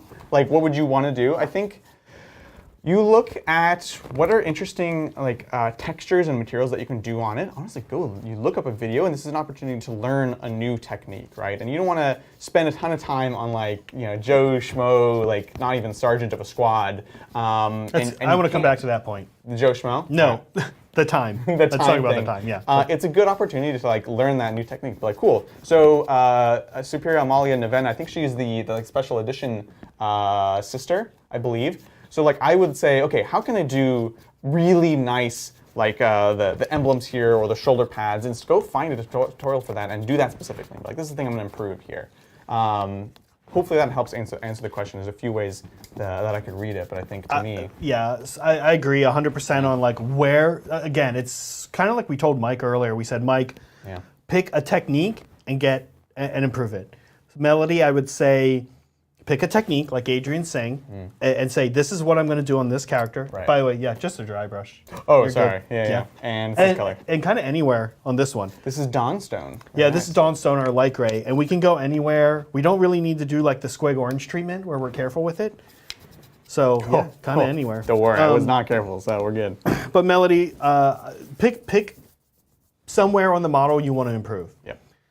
Lots of times special characters will have a cape. The first time I did a cape was a Tau Fire Warrior. I don't know why he has a cape. Like, nobody else in the Tau Army wears a cape. Yeah, but he's got a cape, so I'm like, I'm going to try to paint a cape, right? But what Adrian said about time is really the thing. If you had, you have a single infantry model, how long will you paint that model until you realize every time you go and sit down on that model, it's been 3 nights. You've been working on that model for 3 weekend nights, 2 hours a night. At one point, you're going to hit this thing, diminishing returns, right? And you're going to say, okay, here we go. Here's the little book she's holding. She's an Imperial model. Somewhere there's a book with script on it, right? Right. So I don't paint Imperial models, guys. I know there's... I think you nailed it. That's exactly it. Right? What are you going to do to that book, right? And like, now let me go into the crease of the book and put a little bit of wash to kind of show its shading here. Next night, I could do that one more time, a little thinner. It's like, you'll get diminishing returns. Yeah. Here's what you have to do to take a model to the next level, in my opinion. You have to accept those diminishing returns. Yeah. I don't accept diminishing returns when I'm painting 20 Asuriani Guardians. Yeah. I accept those diminishing returns when I'm painting a Farseer. Yep. Or I accept those diminishing returns on anything. I did a dreaded Amble last year, and he was the only model. Like, I based him to look like my Tau. Right.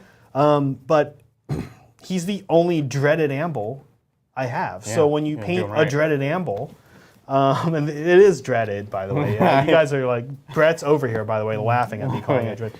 You got to give him the title, right? It's dreaded. Kazan, Master Blades. Yeah, exactly. So, Melody, with that Amble, I said, like, I'm going to accept diminishing returns, and then Yeah. I'm going to keep accepting them until I'm like, oh my God, I'm done. Yeah. Like, Yeah. I almost am like, nothing's doing anything anymore. And Yeah. especially if you get to a point where you put something on, and you're like, oh, it's worse now. then you are done. You are done as a Right. person. It's a reality that somebody else, Yeah. you're done painting as a person. You're not just done as a person. Done for. You're done. It's a reality that you got better, but then you hit a wall, and your next model you'll get better. It's hard. I really struggle with that. Like, coming back to a model again and again, those diminishing returns. But that is if you really want to take it to the next level. That's what you do. That's what Golden Demon painters will spend, like, how many hundreds of hours on a single model. And like, I can't even conceptualize to me what I would do with that time. Right? Yeah. It's like so beyond. But that's what it is. You're coming back and you're doing better and you're doing more and you're like refining it. And you have to decide when it's worth it, when it's not. Yeah, and the same can be the case with terrain. Local guy, a lot of people in the community know Seth. Seth is an amazing painter. Yeah. I was just telling my wife the other day, I was like, I'm at Game Castle, and Seth just walks over and gives me a point of advice. Yeah. I'm like, I'm a pretty good painter, I think. I'm okay. Yeah. You're a pretty good painter, okay. Right. Lots of times when people come over and start giving you painting advice, I'm kind of, okay. Yeah, I yeah. don't want to be a jerk, but I'm like, I know that. Yeah. And you don't want to be a jerk, right? No, naturally. Seth just comes over and starts telling you something, and you're like, yeah, no, that's awesome. Especially if he sees what you're buying, he's like, oh, here's what you do with that. Oh my gosh. Seth is amazing at this stuff, but Seth, I'm gonna call Seth out here in a positive way. Seth really doesn't play games a lot, so Right. Seth has no huge army. Right, But right. Seth, a lot of times these awesome painters, they will sink so long into one miniature. Well, he especially does like dioramas. And He it's does like these dioramas, that it's one crazy. thing is like so perfect. Yeah. And again, in the context of this is like the whole world. Yeah. Your world while you're working on it, that works. And it might not work for 2,000 points of orcs or sisters even. I love painting, but at the end of the day, I want to paint up a bunch of aliens and shoot some humans, right? Yeah. I want to shoot some evil space giant men, right? So I need to field an army. So Melody, I don't know. You kind of gotta say, all right, calling it, yeah. All right. Okay. So we got some Dawnstone. This is our third type of gray on this, and it's really showing. It's showing, yeah. Wow, I like that contrast. So right now, what we have is a very neutral tree. Yep. If we want it to have kind of like an ashen world, I'll put this on GlamCam. If we let's take a want look. it to have sort of like an ashen world, volcanic world, maybe where the tree has been burnt up, Yes. or maybe eclipse. Yeah, maybe if it was just a weird kind of like volcanic world, this could be done. Theoretically speaking. This could be done. It's a little cool. I like it. Cool I really colors, like it. and it's got that gray. Now, what we're gonna do is we are now gonna tint this, and this is the first of many tints we'll be doing. Today we're just doing one, but in general we will tint all Yeah, the time. it's a process that we will come back to. That is very, very important, and it's just going to be a bit different every single time. Yeah. Now I put our wet palette away. Sure. I dare you. Let's get rid of this yuckiness. And here, Very nice. saying about wet palette, guys, get a wet palette. Wet palettes are great. Super recommend them. Touch it. It's so nice to touch. Yeah. I used one from Redgrass Games. Brett and I stumbled upon this one a few months ago. We What's it love called? it. Red Grass Games? Grass. Huh. Interesting. Yeah, never heard of it. That's cool. You're over there. Yeah, there you are. Nope. Nope. No, wrong way. There it is. Okay. There you go, guys. Yeah. Yeah, you can find tons of these. There's also tutorials on making your own. I haven't tried it. It's one of those hobby things I like has been on my list for forever to give a go. But I'm happy to be here today using yours. Yeah, I love it. I don't layer paint without one. Right. So just getting a little wet. Mm-hmm. We're using a wash, so not super necessary. Sure. Okay, Beal Tan Green. Yes. This is our, if you're not using Citadel, this is our bluish green, mostly green, little blue. Yeah. Cool green. Green is light gray, and that it can be kind of warm. Kind of like, we don't have warm blues, right guys? We call that purple. That would be weird. Yeah. I would call that purple. And we don't really have cool reds. We call that purple, right?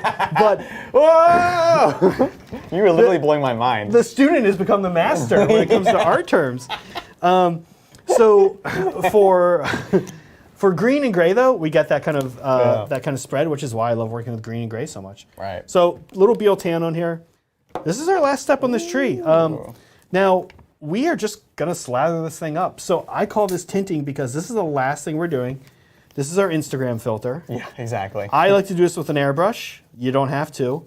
Am I doing absolutely everywhere, all over the tree? I kind of forget. Yes, I am. Check out the example. Totally covering this tree. It is truly an Instagram filter. I forget which one it is. Nashville, maybe? No, I'm just kidding. Nashville's yellow. Come on. Please, obviously. I don't remember which one's green. Chat, help me out. Instagram filters. Green. Yeah, come on, chat. Speaking of chat, seeing the awesome things that you guys are working on, definitely let us know. I see some magnets, some rubrics. Wait, this is all. So definitely let us know in chat what you're working on currently at home. Oh, I did just buy a Start Collecting Thousand Suns box. Oh, it's happening. Yeah. Yeah, you've been talking about working on those guys. Yeah, I've been holding off on like playing more than one army for so long. And then I started Craft World Eldar. Yup. And I painted them up, and I loved it. And I was like, ooh, let's go again. You're a Titan now, man. You have the addiction. Yeah, I mean, the thing is that like even like in our play group, there's so many times where people want to play Imperial and Chaos. Yeah. I'm like, let me see how we can shoehorn Tau into this. Or let me see how we can shoehorn Craft World. I mean, and they're like the good guys that are most likely good guys. Good, I think they're the good guys. Right. Compared to the Imperium, they're the most likely to work with them. But I don't know, like it's kind of weird. So now I can be like Chaos and be like, all right, I have a real Chaos army. The Chaos army, that's wild. But if you were to do 1,000 Suns, like that makes sense. I get that. Yeah, totally. That's that's a Zach. Again, I love good guys, and they are the quintessential good guys of the universe. You also love Synthwave, so I love Synthwave. All my armies are Synthwave inspired, and they are a Synthwave army. Yeah. Okay, this guy's done. He's drying. I'm loving it. So we're in a little bit of a pickle here. Oh yeah? Because we've got yours. My leaves are drying much Your faster. leaves are dry. You want yeah. to take some of mine? You can do that. Yeah, let's do it. So actually, you know what, Adrian? I have dry ones here. I'll just hold off on these. Yeah. Yeah. You just have some of the ones that you went back with. And reapplied These the guys wash. are. It's the big ones. The big ones. We need like a heat lamp. We need like back here, like restaurant. Yes. Like the red heat lamps, where you set the meal up on. I think we should also have like the previous group that you're really just waiting to leave so you can get next to the heat lamp. They can also be there like until it's time, and we're like, hey, I think they're gone. Like, let's go. We're gonna go to grab them. They're gonna be melted. Yeah. Oh wait, dude. So I ruined some models using my home heater. This was the night before going to Broadside Bash. Actually, I had my Shining Spears and my Warlock, and I was because the resin. No, these were just like regular models. Okay. It wasn't like any like it was so strange. I did the basing, so I wanted the glue on the bases to dry quick, so I put them in front of just my regular heater for my house, which I've done a million times before, to be honest. Oh, okay. And they just warped and twisted, and my Farseer, my Warlock, was like totally like wacky, and so I showed up and people were like, oh, what's that? I'm like, yeah, it's like doing Quicken. You know, he's going through time, and yeah, I don't know, man. Yeah. It was the weirdest thing. I'd never seen it before, I've never seen it since. And that's a rough army to warp into a sloppy mess. Some armies will handle that. Death Guard, something like that. Orcs will be fine. But it's like my beautiful like Eldar Death Bikes are all like twisted and like drooping. It's like, oh man. Imagine Orlando Bloom just melting Orlando Bloom down into like, geez. That's a crime. That's a crime. Okay, so last step for the back to the earthbound trees, our deserty drab trees. The leaves. Last step, another sloppy step. What do I call a sloppy step? Now, I like it. I do have a little bit of better. Where's the other one? Oh, it's wet. Okay, there's for you. Thank you. I would personally dry brush with these. I don't think I would like to dry brush with the rhino hair brushes from Home Depot.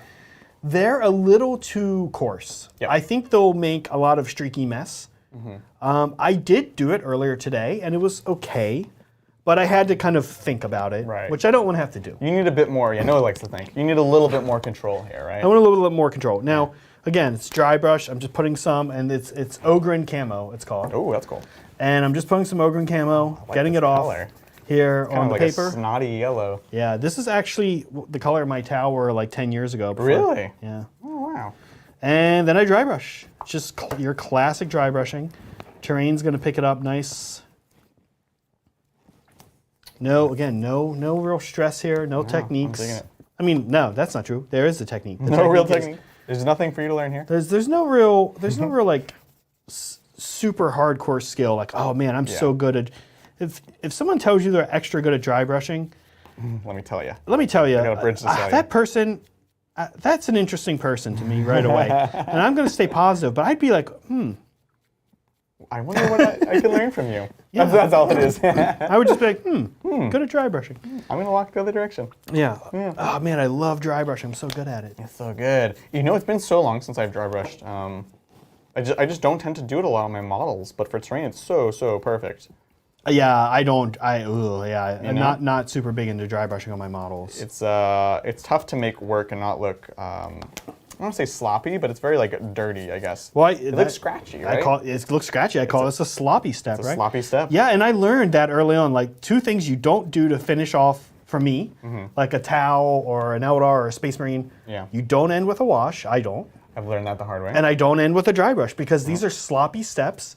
They are not. I'm not in control. Yeah. You know when you're just like I'm not in control of the situation. That's these steps. I'm firmly.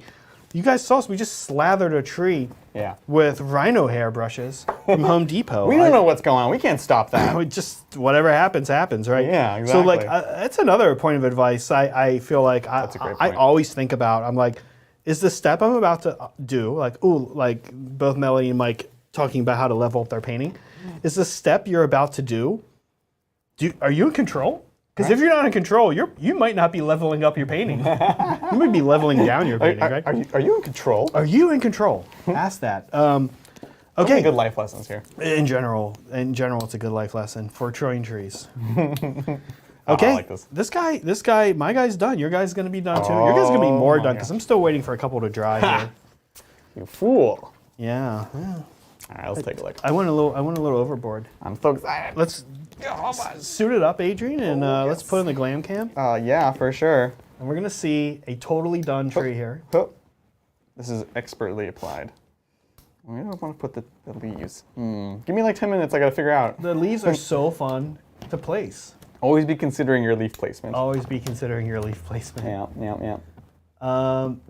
And magnetizing, very easy, guys. Oh, point of advice, probably don't have to tell you, annoying that I even have to say it. When you magnetize a whole forest, magnetize, don't magnetize per tree, right? You want the polarity, so like when you get this back from your friends and your friends are like, well, I couldn't have been, all the leaves are everywhere somehow. You're like, that's okay, any leaf goes on any tree, right? Like we want that. Yeah, I hope this works. It works. Trust me. Oh, it works. Because I do it, and if they're wrong, I break them off and start over. Yeah. It's funny. Works. I was watching. Oh wait. Yeah. We're good. Whoa! Let me put this on the glam cam. Oh, beautiful. Oh. And that's it. Perfection. Look at that. We have a slightly brown-looking tree, guys. We said trees aren't brown. Guess what? I'm kind of lying. They are a little brown. But we don't paint them brown. Right, exactly. If you paint a tree brown, it's going to look like you are a cartoon character. Yeah. I was trying to think how to say this. I was going to say it looks like when you're a kid and you get, like we have Crayola markers all over the table here right now, and you're drawing the house and your family. Yeah. and you Yes. draw the tree, use brown to draw the trunk. Yeah, We all do. exactly. And it's also just a stick for a trunk, right? That's the other thing. It's a stick, but I'm Yeah. telling you guys right now, if you see a kid do that, you tell them it's wrong. Be like, hey, you know trees aren't brown. Trees, trunks, listen, Did you know how many trees there are in the world? go look at a trunk, kid. They're gray, they're green, they're not brown. The world is not made of shades of brown, kid. Jeez, these kids. Okay, Kids so these days. uh, I like it. that's great. We're done. We're done our earthbound canyon trees. Love it. So what do we have left to do? Not much. But it gets kind of goofy and fun here because what we're going to do now. I can't wait. So these are still drying a little bit. Yours, again, looks better. Yeah. It's just drier on this I side. think it's of the just a room. more dried, more arid. Am I just a damp? Am I like place. a damper person? You're just like, it's very swampy over there. Yeah, it is a little swampy. Okay, so what are we going to do? What we are now going to do is kind of weird. We are going to get creative with weird tufts of grass. So cool. this brand, let's do over the shoulder here. Yeah, this brand, Gamer Grass, Alien Blue, 6mm size here. I love this. I saw it at my local gaming store, Game Castle, and I said, oop, I gotta have 2 packs of these. That's Here's so one we're opening to use. And it's not a way you would normally use little tufts of grass. No, that's what's great about it. Yeah, but it kind of works. Now, these are adhesive on their own, but I don't trust that adhesion. No, It's not great. it's really bad. It's pretty bad. So we are going to put a little super tiny dab of glue. Now, before we even do that, false alarm. Before we even do that, some of these are going to be perfect size for our tops of our trees. Okay. Others, not so much. Right. They're too big. I'm never going to use these on any models of mine on any bases. So Right. I'm being practical here. Adrian, for now on the stream, let's use the ones that make sense mostly. Yeah, let's do it. But I'm going to show you guys something really important, which is how to use scissors. Wow. And I'm going to show you that sometimes we want to take one that's like a little bigger. And a lot of brands of tuft grass come in different sizes, as they should. Even the GW ones. Well, Yeah, some of them are like and- super long. Yeah, and I just kind of chop them up a little bit. Yeah. And again, we don't have to really overthink this. It's going to look cool. So here, actually, let's scissors. Scissors. Let's cut, and we'll give half to Amazing. Adrian and half to man. me. You gotta trust me with scissors. Yeah. That's exciting. Well, wait. I don't trust you with scissors. Correct. Yes. Okay. Then, really, no mystery here. Again, nice and Yep. easy.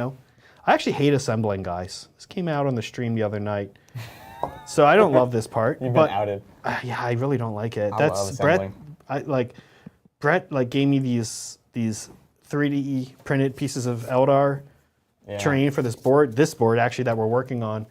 And man, I made a mess of the first one. And then he gave me the second one. He gave me the second one and like you could live in it. It is sturdy. And I'm just, oh my God, I'm bad at it too. Sometimes I would leave mold line. I'm like, I'm done. Like Melody's asking, I was telling her, when do you stop? Yeah. I stop assembling. I'm just like, I'm done assembling. Giant mold line down your face. You're Yeah, like, we'll make it work. we'll fix it in post. Yeah, it'll be a creative decision. Yeah. And that's it.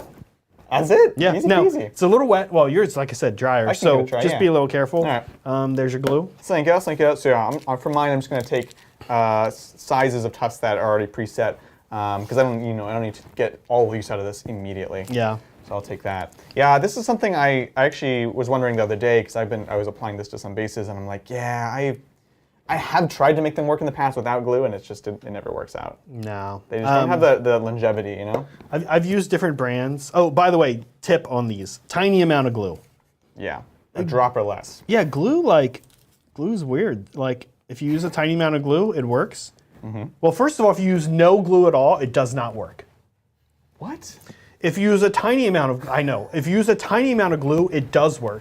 And then if you use a large amount of glue, it doesn't work again. Yeah. So it's a fine balance. Definitely don't use none. Yeah, because they basically, if you haven't used these before, they have like sticker bottoms, which will stick for like 5 minutes until you actually try to use this terrain, and then it's just gonna fall off. Well, here's the thing. Actually, I'm actually using these paper plants on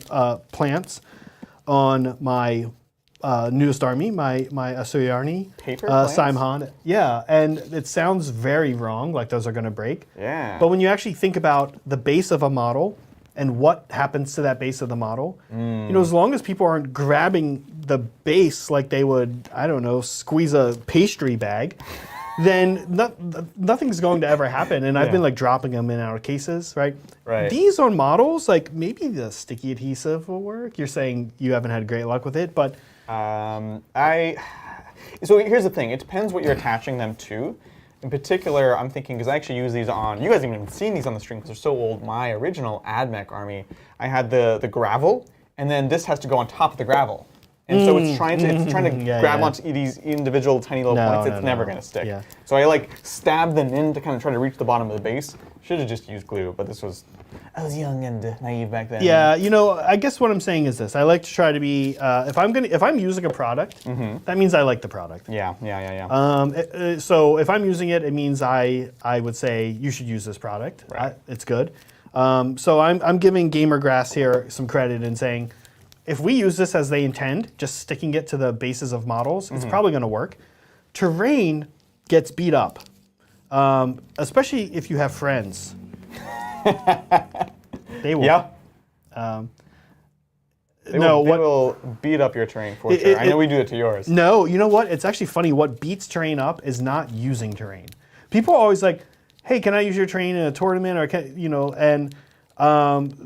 someone's like, "Oh no, he doesn't want to let you use your terrain in a tournament because it's going to get beat up while it's used in the tournament." Like, right. Yes, we've seen. I don't want to call him out, but I'm going to. Bridger knock my train over all the time this past month. No, of course he doesn't do that. It's actually really you. I'm teaching him. I'm teaching him. You guys. But no, that never does anything terrain. Right. What really ruins terrain is going in and out of containers. And actually, we don't do that here. We just like carry it over and. That's been one of the nice things moving to the new studios. We have actual storage space. Is we just have shelves. If you guys have seen, we have a behind-the-scenes video for our members section where it's like literally have like shelves of terrain now. It's beautiful because the bins are like a necessity most of the time. My stuff at home often has to go into a bin. But you're right. That's where the real damage happens. Look at some Susian trees. We've got some trees that some Death Watch would just shoot these trees. They would be like, that tree is simply wrong. It's highly suspicious. I cannot even allow that tree to be a tree. That's amazing. So, should we glam cam it up, Adrian? Mine's still drying a little bit, yeah. Glam it up. Finished alien tree. All right. Let's take a look at this. Very nice. Yeah. I love this contrast between like the really bright blue and this really like ashen kind of color for the trunk. Once again, not brown. Not brown. Very not brown. This one definitely not brown at all. Yeah. Very green. A little bit of blues in there. Any kind of color paradigm would work. I mean, you could start with like a dark red and build up reds. Right. I guess you could do absolutely. oranges, browns. I wouldn't do brown. So we showed like kind of gray green with a little bit of the squig orange in there. Right. And we showed this kind of blue green one. Really excited for you guys to see these trees on their boards. Oh, it's gonna be awesome. The drab tree Adrian and I did. That one, the drab tree we did, the first one we did, that looks kind of like a real tree. Yeah. This board's actually coming down the pipeline soon. And in fact, I'm excited. we will be working on stuff for that board a lot over the next month. Ooh. So everyone watching is going to be a part of that process, kind of seeing how it develops? Yeah, pretty much. Some things not, like I may not paint crates on the stream. Careful. I know. It's curated, right? You want to see kind of where are the skills that are useful, are relevant, and what kind of techniques do you want to share in particular, right? Yeah. So we'll probably do a little bit of pink foam work soon here coming up. But everything will be leading up to the board coming out, being on the stream. Yeah. The other board, the alien tree board, that one's going to be a little bit longer. A little farther out? Yeah. Oh, you know what, Adrian? What's that? We have one more step. Oh! Especially for you, because mine's still a little damp. Oh, right. Water board. So the last thing we're going to do is we're going to take a little gloss medium. Where am I going to put this gloss medium? We'll put it here on the wet palette. I guess that'll work. Sure, sounds good. You want to like what is a gloss medium? That's a strange combination of words there. Yeah, so this is a liquid. Oh no, is it dried? Yeah, I don't know. Let's see. This is like a goo. Yeah. And I use it. See if you guys can see anything there. It's basically like a tintless paint, right? It's like the paint stuff without any kind of coloration in it. That's right. We can use the one we just used to dry brush. Sure. And we're going to pick it up, and we're going to go only a little bit up the trees, a little bit up the trunks here. Right. And what we're doing is, since this is on a mangrove forest, the idea here is that this will turn shiny permanently, like you can see on this one right here. Yeah. And it'll look just kind of like damp wetness. Yeah, exactly. Because literally, like I said, this board, the armies will be fighting in like shallow water. It's gonna be so cool. Yeah, so that's what we're accomplishing here. Now, one thing I do want to address I actually haven't talked about yet. Sure. You're going to notice that at the bottom of these trees, some of you guys might see there's actually rocks. And you're going to think, oh, Zach didn't go in and paint those rocks gray or whatever color. Hurtful. I didn't. Yeah. There's a few reasons for that. One, my whole trees aren't brown thing. Yeah. Rocks, really not gray. No, madness. The thing is, I am putting the gloss, by the way, on the rocks. Oh, sorry, I was just watching you. No, that's okay. You guys can't see. I'm like staring at it. You're like, hey, you gonna do this or what? Yeah. I just get so caught in the moment and watching you work. They're not really, rocks aren't really gray, but more so like I don't know, like again, diminishing returns. Like, do I need to sit here and paint these rocks a slightly different color? I don't know. I could, but the rocks are being subjected to the same environment the tree is being subjected to. Right. Does that mean that the rocks will look the same? No, of course not. No. Will they look similar? I think so. Yeah. I think we see that in nature. I think if we look at trees and especially again in a wet area. Now, the dry tree also had the rocks because they're the same model. And it is true maybe there that I could have gone in and picked out the rocks a little bit better. And I still could. I don't think I would actually ever layer paint anything on the rocks. But maybe taking like a dark gray and trying to squeeze in there and do a little dry brushing. I might do that. Just a little bit. But I'll tell you right now, I'm not going to do that. I think it's cool that we get to see, like we've seen your work before, right? This is our first hobby stream, but we've seen your terrain on the table, and as I said, we subjected to very, very close-ups at high resolution. And personally, this is up to your own opinion, but I think it looks amazing. And it's cool to be like, okay, we've seen that. Now you know how it works. You can go back and look at those clips and see what they look like, because I'm like learning things that like I didn't even notice, right? The things that you chose to do or not do, because it just looks good, and it's interesting as opposed to being like, here's the thing, okay, now you'll see it. Like you guys have already seen these techniques on boards in our games. So yeah, that's cool. Yeah, and like we were talking about earlier, our boy in the area, Seth. If I was Seth and I was doing this for like a oh my God, what's the word? I forget. These dioramas. He does. Diorama, yeah. Seth does these Contrast, dioramas. that's the word. If I was doing the diorama, then I'd paint the rocks, But it's not really necessary. Yeah. If you want to paint the rocks, please paint the rocks. You'll be somebody that is going further than I am. Going to the next level, leaving you at the train station. Exactly, like we talked about. Like, how do I level up my terrain? Maybe paint the rocks, but you also really want to be careful of terrain. You do not want to make terrain too busy. Yep, that's true actually. Busy terrain, not good. Lots of people will get these different GW ruins. There's one back here on the shelf. You guys can see when we paint that up. We're not going to cover that thing with like, here's a little place that should be gold. Here's a little. If you look at any of the GW like rule books, I was talking to you about going through. I get a lot of my inspiration from there. Right.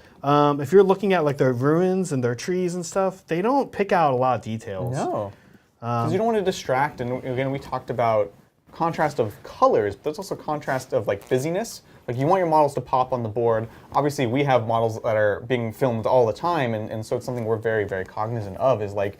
The terrain is amazing. Yes, it is the third army, but also should supplement and complement the armies that you have on there. And that balance it's important. It's a tough one to know. Like even my runes at home are the old style of runes, which are much less detailed than that. And it's still more detailed than is probably worth painting, right? There's a lot of detail in those old ones, yeah. And you actually have those in like our Mossy City, right? Yep, So that's a good some example of those of old ones. knowing when to do more and when to not, because it honestly isn't contributing more. It's just busy. Did we get a final glam cam on the gloss? Let me almost. I think it's drying a little bit. Mine a little more dry than yours. Yeah, until it dries, it looks. You can see that white. You can see, I'll put there. You can see a little goopiness there. A little, see that, like kind of like a little white stuff. That's gonna go away. Less transparent. Yeah. That looks awesome. I hope that goes away. No, I'm just kidding. It'll go away. Wait, guys, don't do that one. If you're playing along at home. Wait, this is Elmer's glue. Oh no. But actually, I like this. This I forgot. I packed everything and came over this morning to work on some stuff, and I forgot my high gloss. So Brett brought his. Yeah, that's and fine. I think it's gonna look the same. I think it's actually gonna look better. I think it looks amazing. Yeah. All right, there we go. So there it is.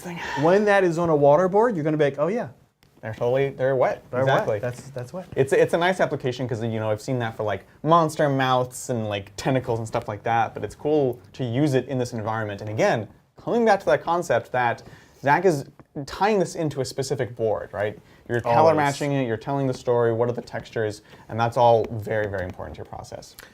Always, yeah. So Adrian, as far as trees go, we did it. We did it. We made some trees, man. Yeah, That's recapping awesome. here a little bit of skills, Yeah. a little thought process Let's here. talk about it. Lots of dry brushing on trees. Yep. I like to pick kind of a color, like a few paints, usually 3. Like I said, I like my early one to be some kind of dark color that has a foot and 2 doors. Yeah. It's gray, it's green. It's blue, it's green. Gray or green are always part of the equation. Even if I was doing a little bit of purple or something like that on this, for some weird alien board, I'd probably want to see a purple-gray. Yeah, absolutely. So always foot and 2 doors for the early color. That's going to immediately help you with this thing. Like I said, you look at a tree trunk, kind of hard to tell what color it is. Right. Then I build up from there. And it kind of changes whether I want to add like the squig orange, like this kind of very different contrasting color.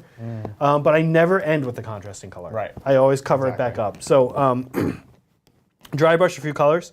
For leaves, really the same thing.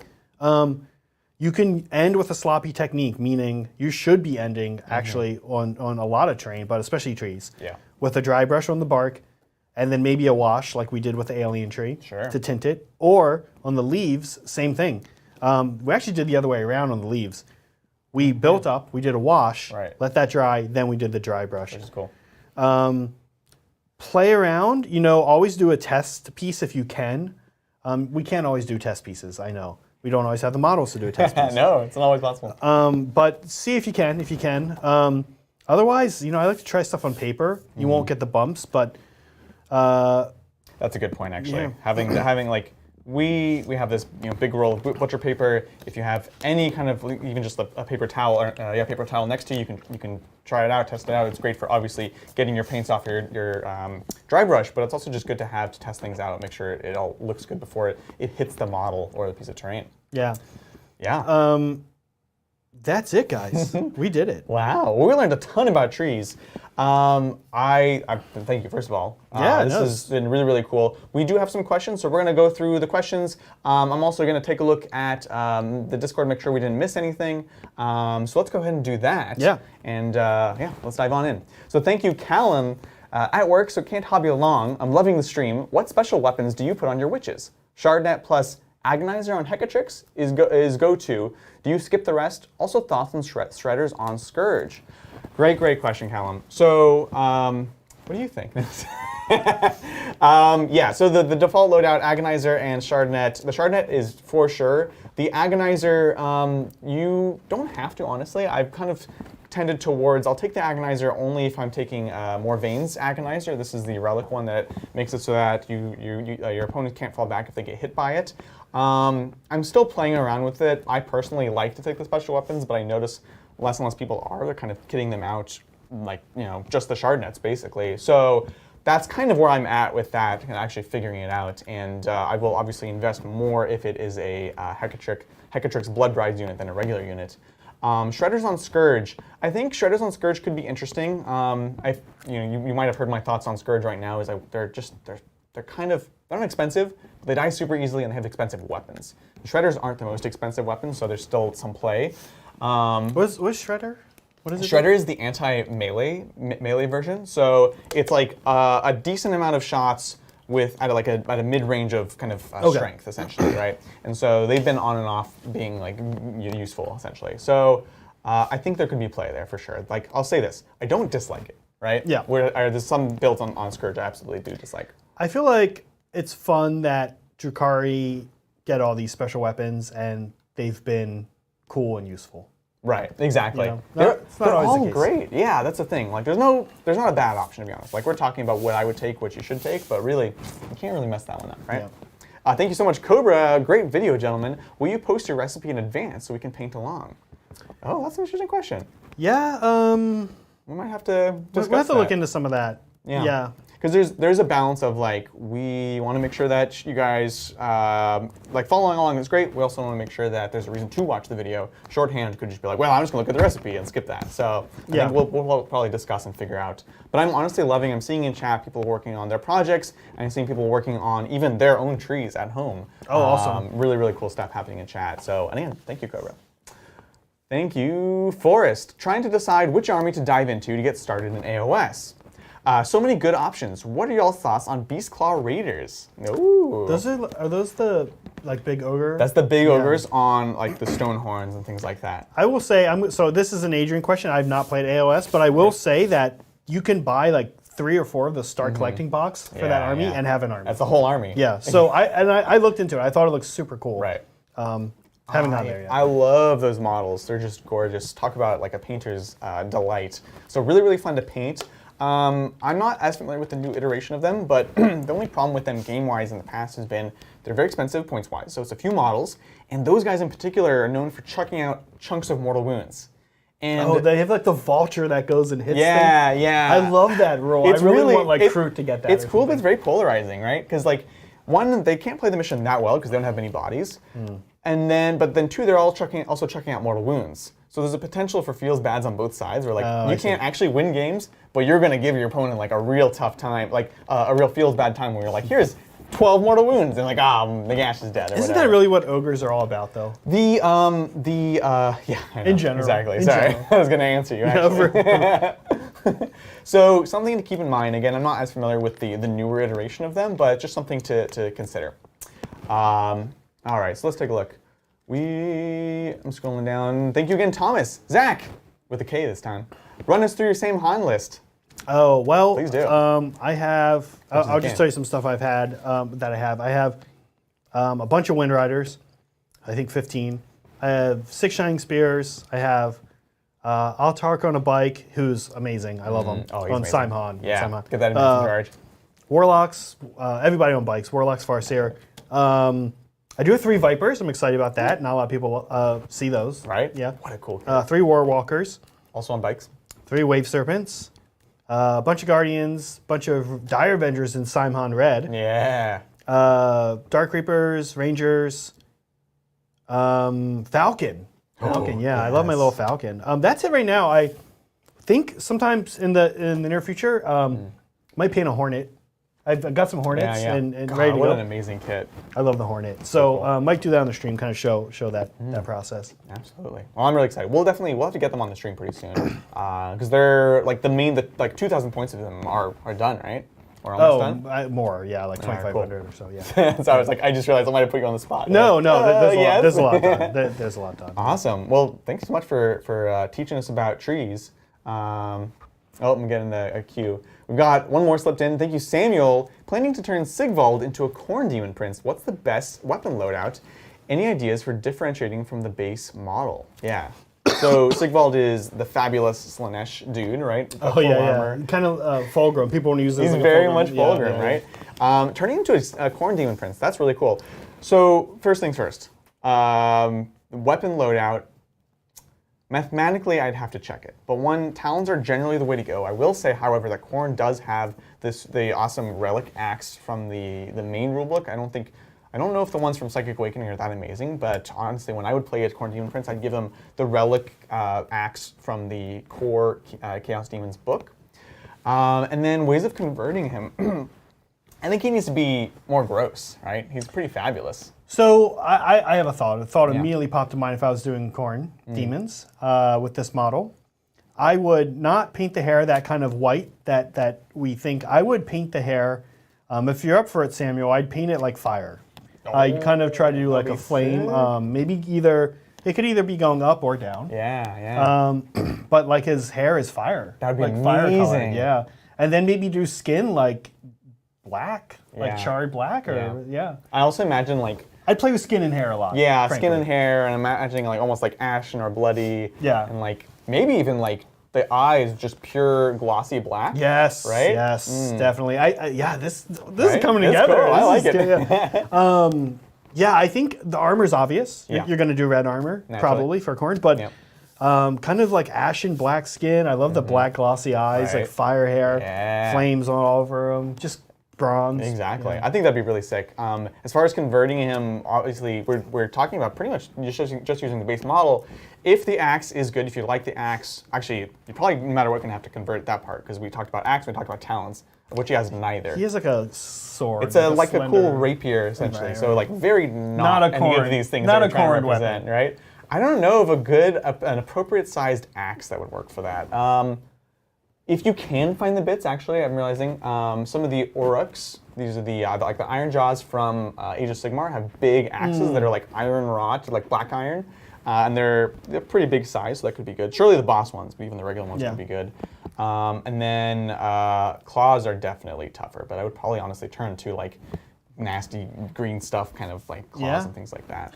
Or poke around like shapeways. Oh, yeah. See what kind of 3D printed stuff you can Yeah, find. that's always a good Yeah, option. yeah. Swap them out.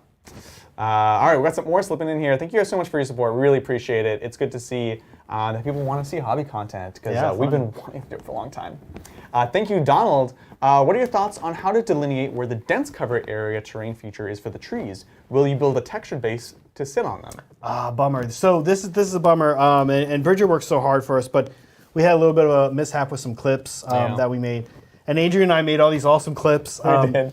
And I guess we could show it a little bit here.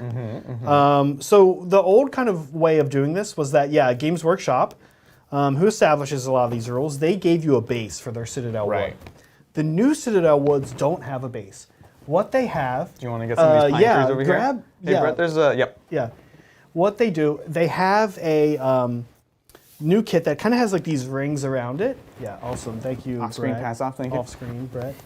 Okay, so what I've made, and we might show these on the stream, these guys right here. And so what we'll be doing is we'll take these, and you kind of just make like a boundary with it, Right. like this. Because these things have this kind of like semicircle base, which That's- is exactly replicating the new style of trees, right? They Exactly. don't actually have a base, they just delineate that space. And so here you go. And so your guy's hiding there. That's where you get the benefit of it. Of course, current 9th edition Warhammer 40,000 rules. You're shooting through here. It doesn't matter. You can be a land raider. Right. Wait, I don't know how many wounds a land raider has. They're Yes. 16, Okay. so they we still got get the minus confirmed. one. Yeah. You're getting -1, but definitely if you're in it, right, you're getting -1. So what we do, I actually don't like Donald. I don't like the bases. Yeah. I've made them myself in the past. There's a board we have that you guys will see again on the stream. Doing a few upgrades to it that has bases for the forest. They're okay. My problem with them is that I can never replicate a mat with a base. So I'm doing stuff like flocking Right. and yes, I like to match like pink foam to rocks, to mats. But when you actually have that thing laying down on the ground, the implication is that's the same ground as the mat. It is the ground. It's It is not the like rocks on the ground, which is the pink foam on often. Right. So you can make it look cool, and I've done that. I've attempted that. Sometimes with grass, never good. Yeah. The kind of obsidian blackboard that you see on the stream every now and then. Yeah. Those ones I think it came out okay. The old Citadel wood, they do a lot to help you. They put rocks in there. Yeah. They give you a lot of texture to work with. But I think Games Workshop themselves, like these guys are great aesthetic designers, and they said, look, everyone's using mats. Right. If we just give the trees an outline as part of the model, then we don't need a base. It's a great way to and do it. again, Donald, like do less work, man. Yeah, absolutely. So like, don't paint a base. I don't like them. I like the mat to be the same. So hopefully you'll see how we do it how we do it on the stream. Absolutely. And yeah, no, I'd stay away from a base, honestly. No, that's a good take. That's like extremely insightful. I learned a lot even there. Thank you again, Cobra. Adrian, please remember the cupcakes for tomorrow. This is a good time to mention tomorrow is our Age of Sigmar game for the month, and I will be playing the new Gravelord, Soulblight Gravelords, aka Vampire Lords, let's be honest, Vampire Counts, and I'm going to be fighting against Mel, my wife, who is bringing her Edeneth, and it's going to be a lot of fun. We're playing on a cool mix of actually Zach boards with a new mat we have not seen on the channel ever, so it's going to be cool, and apparently we're getting cupcakes. Oh, fun. Yeah. The mat, I will say, is a water mat. Years ago, I actually used Bealtan Green. You guys will see it. Oh. I used, I think, like 8 bottles of Bealtan Green. Very expensive. Not recommended. And I sprayed my mat down. Yeah, I tinted the whole mat. So I was joking. Really? Yeah, yeah. What? You'll see. It's the Table War like water mat. Yeah. Which is, we see it all the time. People use it for like historicals and stuff. But it's just kind of like greener, darker, a little murkier. And yeah, I sat there with an airbrush and I went, shh. And like, I went through one bottle. I was like, not the whole way down the mat yet. And I was like, I'm going to need more bottles of Bealtan Green. That's amazing. Yeah. Oh my God. Yeah. You can tint mats, as it turns out. Wow. I'm going to go check out that mat right Kind of after this. not recommended. Yeah. Be careful. Be careful. Yeah. I was just imagining you just like poured bottles and you're like brushing over it. It's all crusty afterwards. I like actually pulled out I use a Badger Patriot and I pulled out the one that everyone uses that comes with, and I put the big one in, the one no one uses. I'm like, all right, and I stood up, I was just like, shh, over that thing, yeah. That's amazing. Well, there you go. Thank you, Alfarius. Which orc vehicle would you convert to make Ernie's forklift? And what rules would it have? Maybe mortal wounds to nearby friendly units on the charge.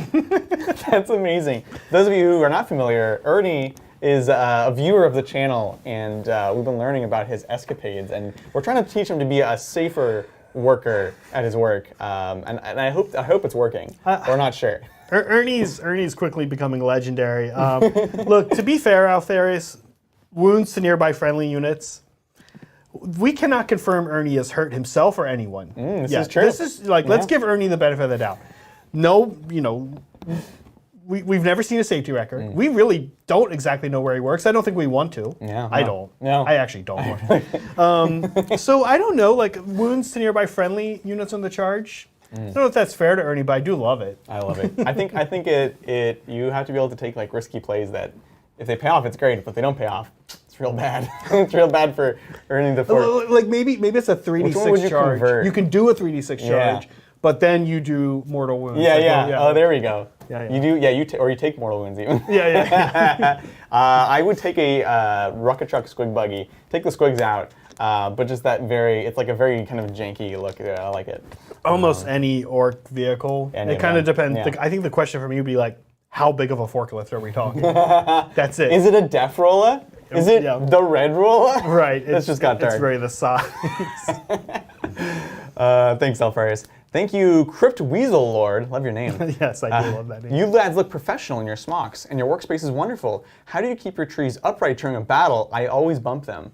Oh, Crypt Weasel. Have you watched us play with our forests? I chuck them all over the place. But there actually are some legitimate answers to this. Yeah, so these ones right here, Crypt Weasel.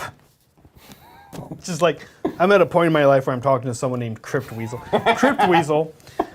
These ones right here, they're not going to knock over. They're low, they're squat. Yeah. I think they were made that way by the guys on Printable Scenery. They're fantastic. I don't think I've ever seen you guys knock one of these over. Not these ones at all. And the ones that we do knock over are kind of meant for that, right? You have your magnetized ones on the Taiga board. Yeah. And they're meant to be like removed. And this is something that I personally, I'd be curious to hear your thoughts on. I feel pretty strongly about with forests, especially we talked about delineating space, right? So even that old, the Citadel woods that has the actual base and has the 3 slots, those trees don't exist. They just show that this is a forest. Yeah. And I'll move them. We're not going to make our lives a pain for it and just move them around. And so that's something that I find very valuable whenever I'm given trees to play with or I'm using my own trees. I want to be able to move them and not impact the game. that old Citadel would, as a Tau player, like, oh, I need to deploy 20 crude in Yeah, here. yeah. Like, and like the guy looks over and like all the trees are off to the Right. side. You're like, hey, they can, Well, we're playing with terrain. Yeah. So Crypt Weasel, we have these types on a different board that we haven't had on the stream for a while. It's the one I said I'm kind of doing some revamps to. Yeah. They're magnetized and on bases. They fall over all the time, and then you can put them back up. You can set them aside. Yeah. We'll talk about how we magnetize those. We use Magisculpt, actually. Speaking of Magisculpt, also what's going on here with this one. We kind of made like a Magisculpt root system, and then stuck these trees and glued them into weight. it. Will these ones fall over? Not sure. They haven't been on the stream yet. will try. It'd be hard. You'd have to. Yeah, it'd be tough. You give them that weight, I think, is really, really important. Giving them the weight, giving whatever it is, like you can see these ones, a very kind of wide base. Yeah, exactly. We do have like little palm trees for the jungle board. Those fall over. You just Those do fall over, yeah. I think it's funny because these are the Citadel ones are kind of weighted like this, and that they fall over because they actually have a pretty small base, and then they have this big top. The older The Citadel. older yeah. ones, the new ones are better, but Yeah. the old ones, and this is like very much weighted at the bottom. It's built that way, Yeah. so I'm not going to knock these over, but I will try. Yeah. You're welcome, of course. Always to try. Thank you, the Badaxe 45. Hey guys, local 40K group is struggling with people torn between matched and narrative modes of play. I want to expand the hobby group. Overall, any advice? Ooh, that's a good question. I think I will say this.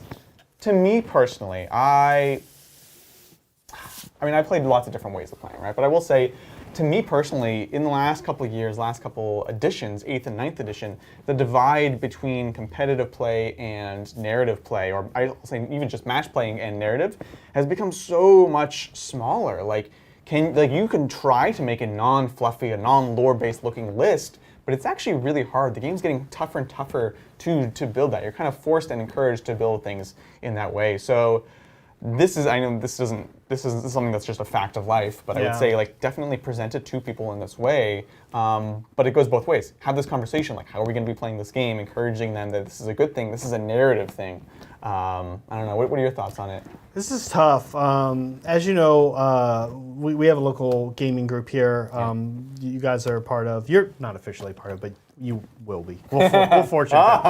Following 40K, that Brett is the president of, and we've struggled with this a little bit. But honestly, my experience has been, and we'll keep it brief because I could tell some stories. My experience has been that when you're trying to start that group up, you will have people that just are always going to be like, no, like you brought what's a really insane unit right now? What was Attack bikes? attack bike? Yeah, like suddenly now you're bringing 3 multi-model attack bikes. Where were they a year ago? Right? You'll always have a guy that kind of calls you out for that when you're starting the group. What I say is to give a definition. What is the group? In our group, we say we tend to not take net lists unless we check it with a person. Right. When we show up at the table, we usually have a mix of like 75% good units and 25% let's have fun. And we play to win. Yeah. I mean, we play the rules, but that's the definition of our group. As you define your group, Badaxe, and as more people join and know what your group is, they will be joining an understood environment. Those people right now that you're working with, you guys might part ways a little bit as like, is this a club or is this not a club? But you can still play with them. And you got people always talk about having the conversation. Have a conversation. Like make sure we understand what's going to happen here. I think you got to define a narrative group or a match play group or both. Where are you? Yeah. Have a little bit of wiggle room and wait for new people to show up. Yeah, Yeah. I totally agree. Very well said, because I know this is something that, as you mentioned, being with Faultline in particular, you've kind of dealt with and struggled with. So yeah. Your wife in chat confirming that you can talk for days. Yeah, I mean it's tough. Like you're saying, like you're hanging out with your friends, and one wants to play one way, and another one wants to play another way, and they're both saying to you like he. I drove down to his house and got tabled in 2 turns. I'm like, guys are in your 30s. I mean, you got to have that conversation. Like, this cannot be me. Yeah, use this your cannot words. fall on me, right? Yeah. Use your words, Bad Axe. Yeah, absolutely. All right, I think we've gotten through it.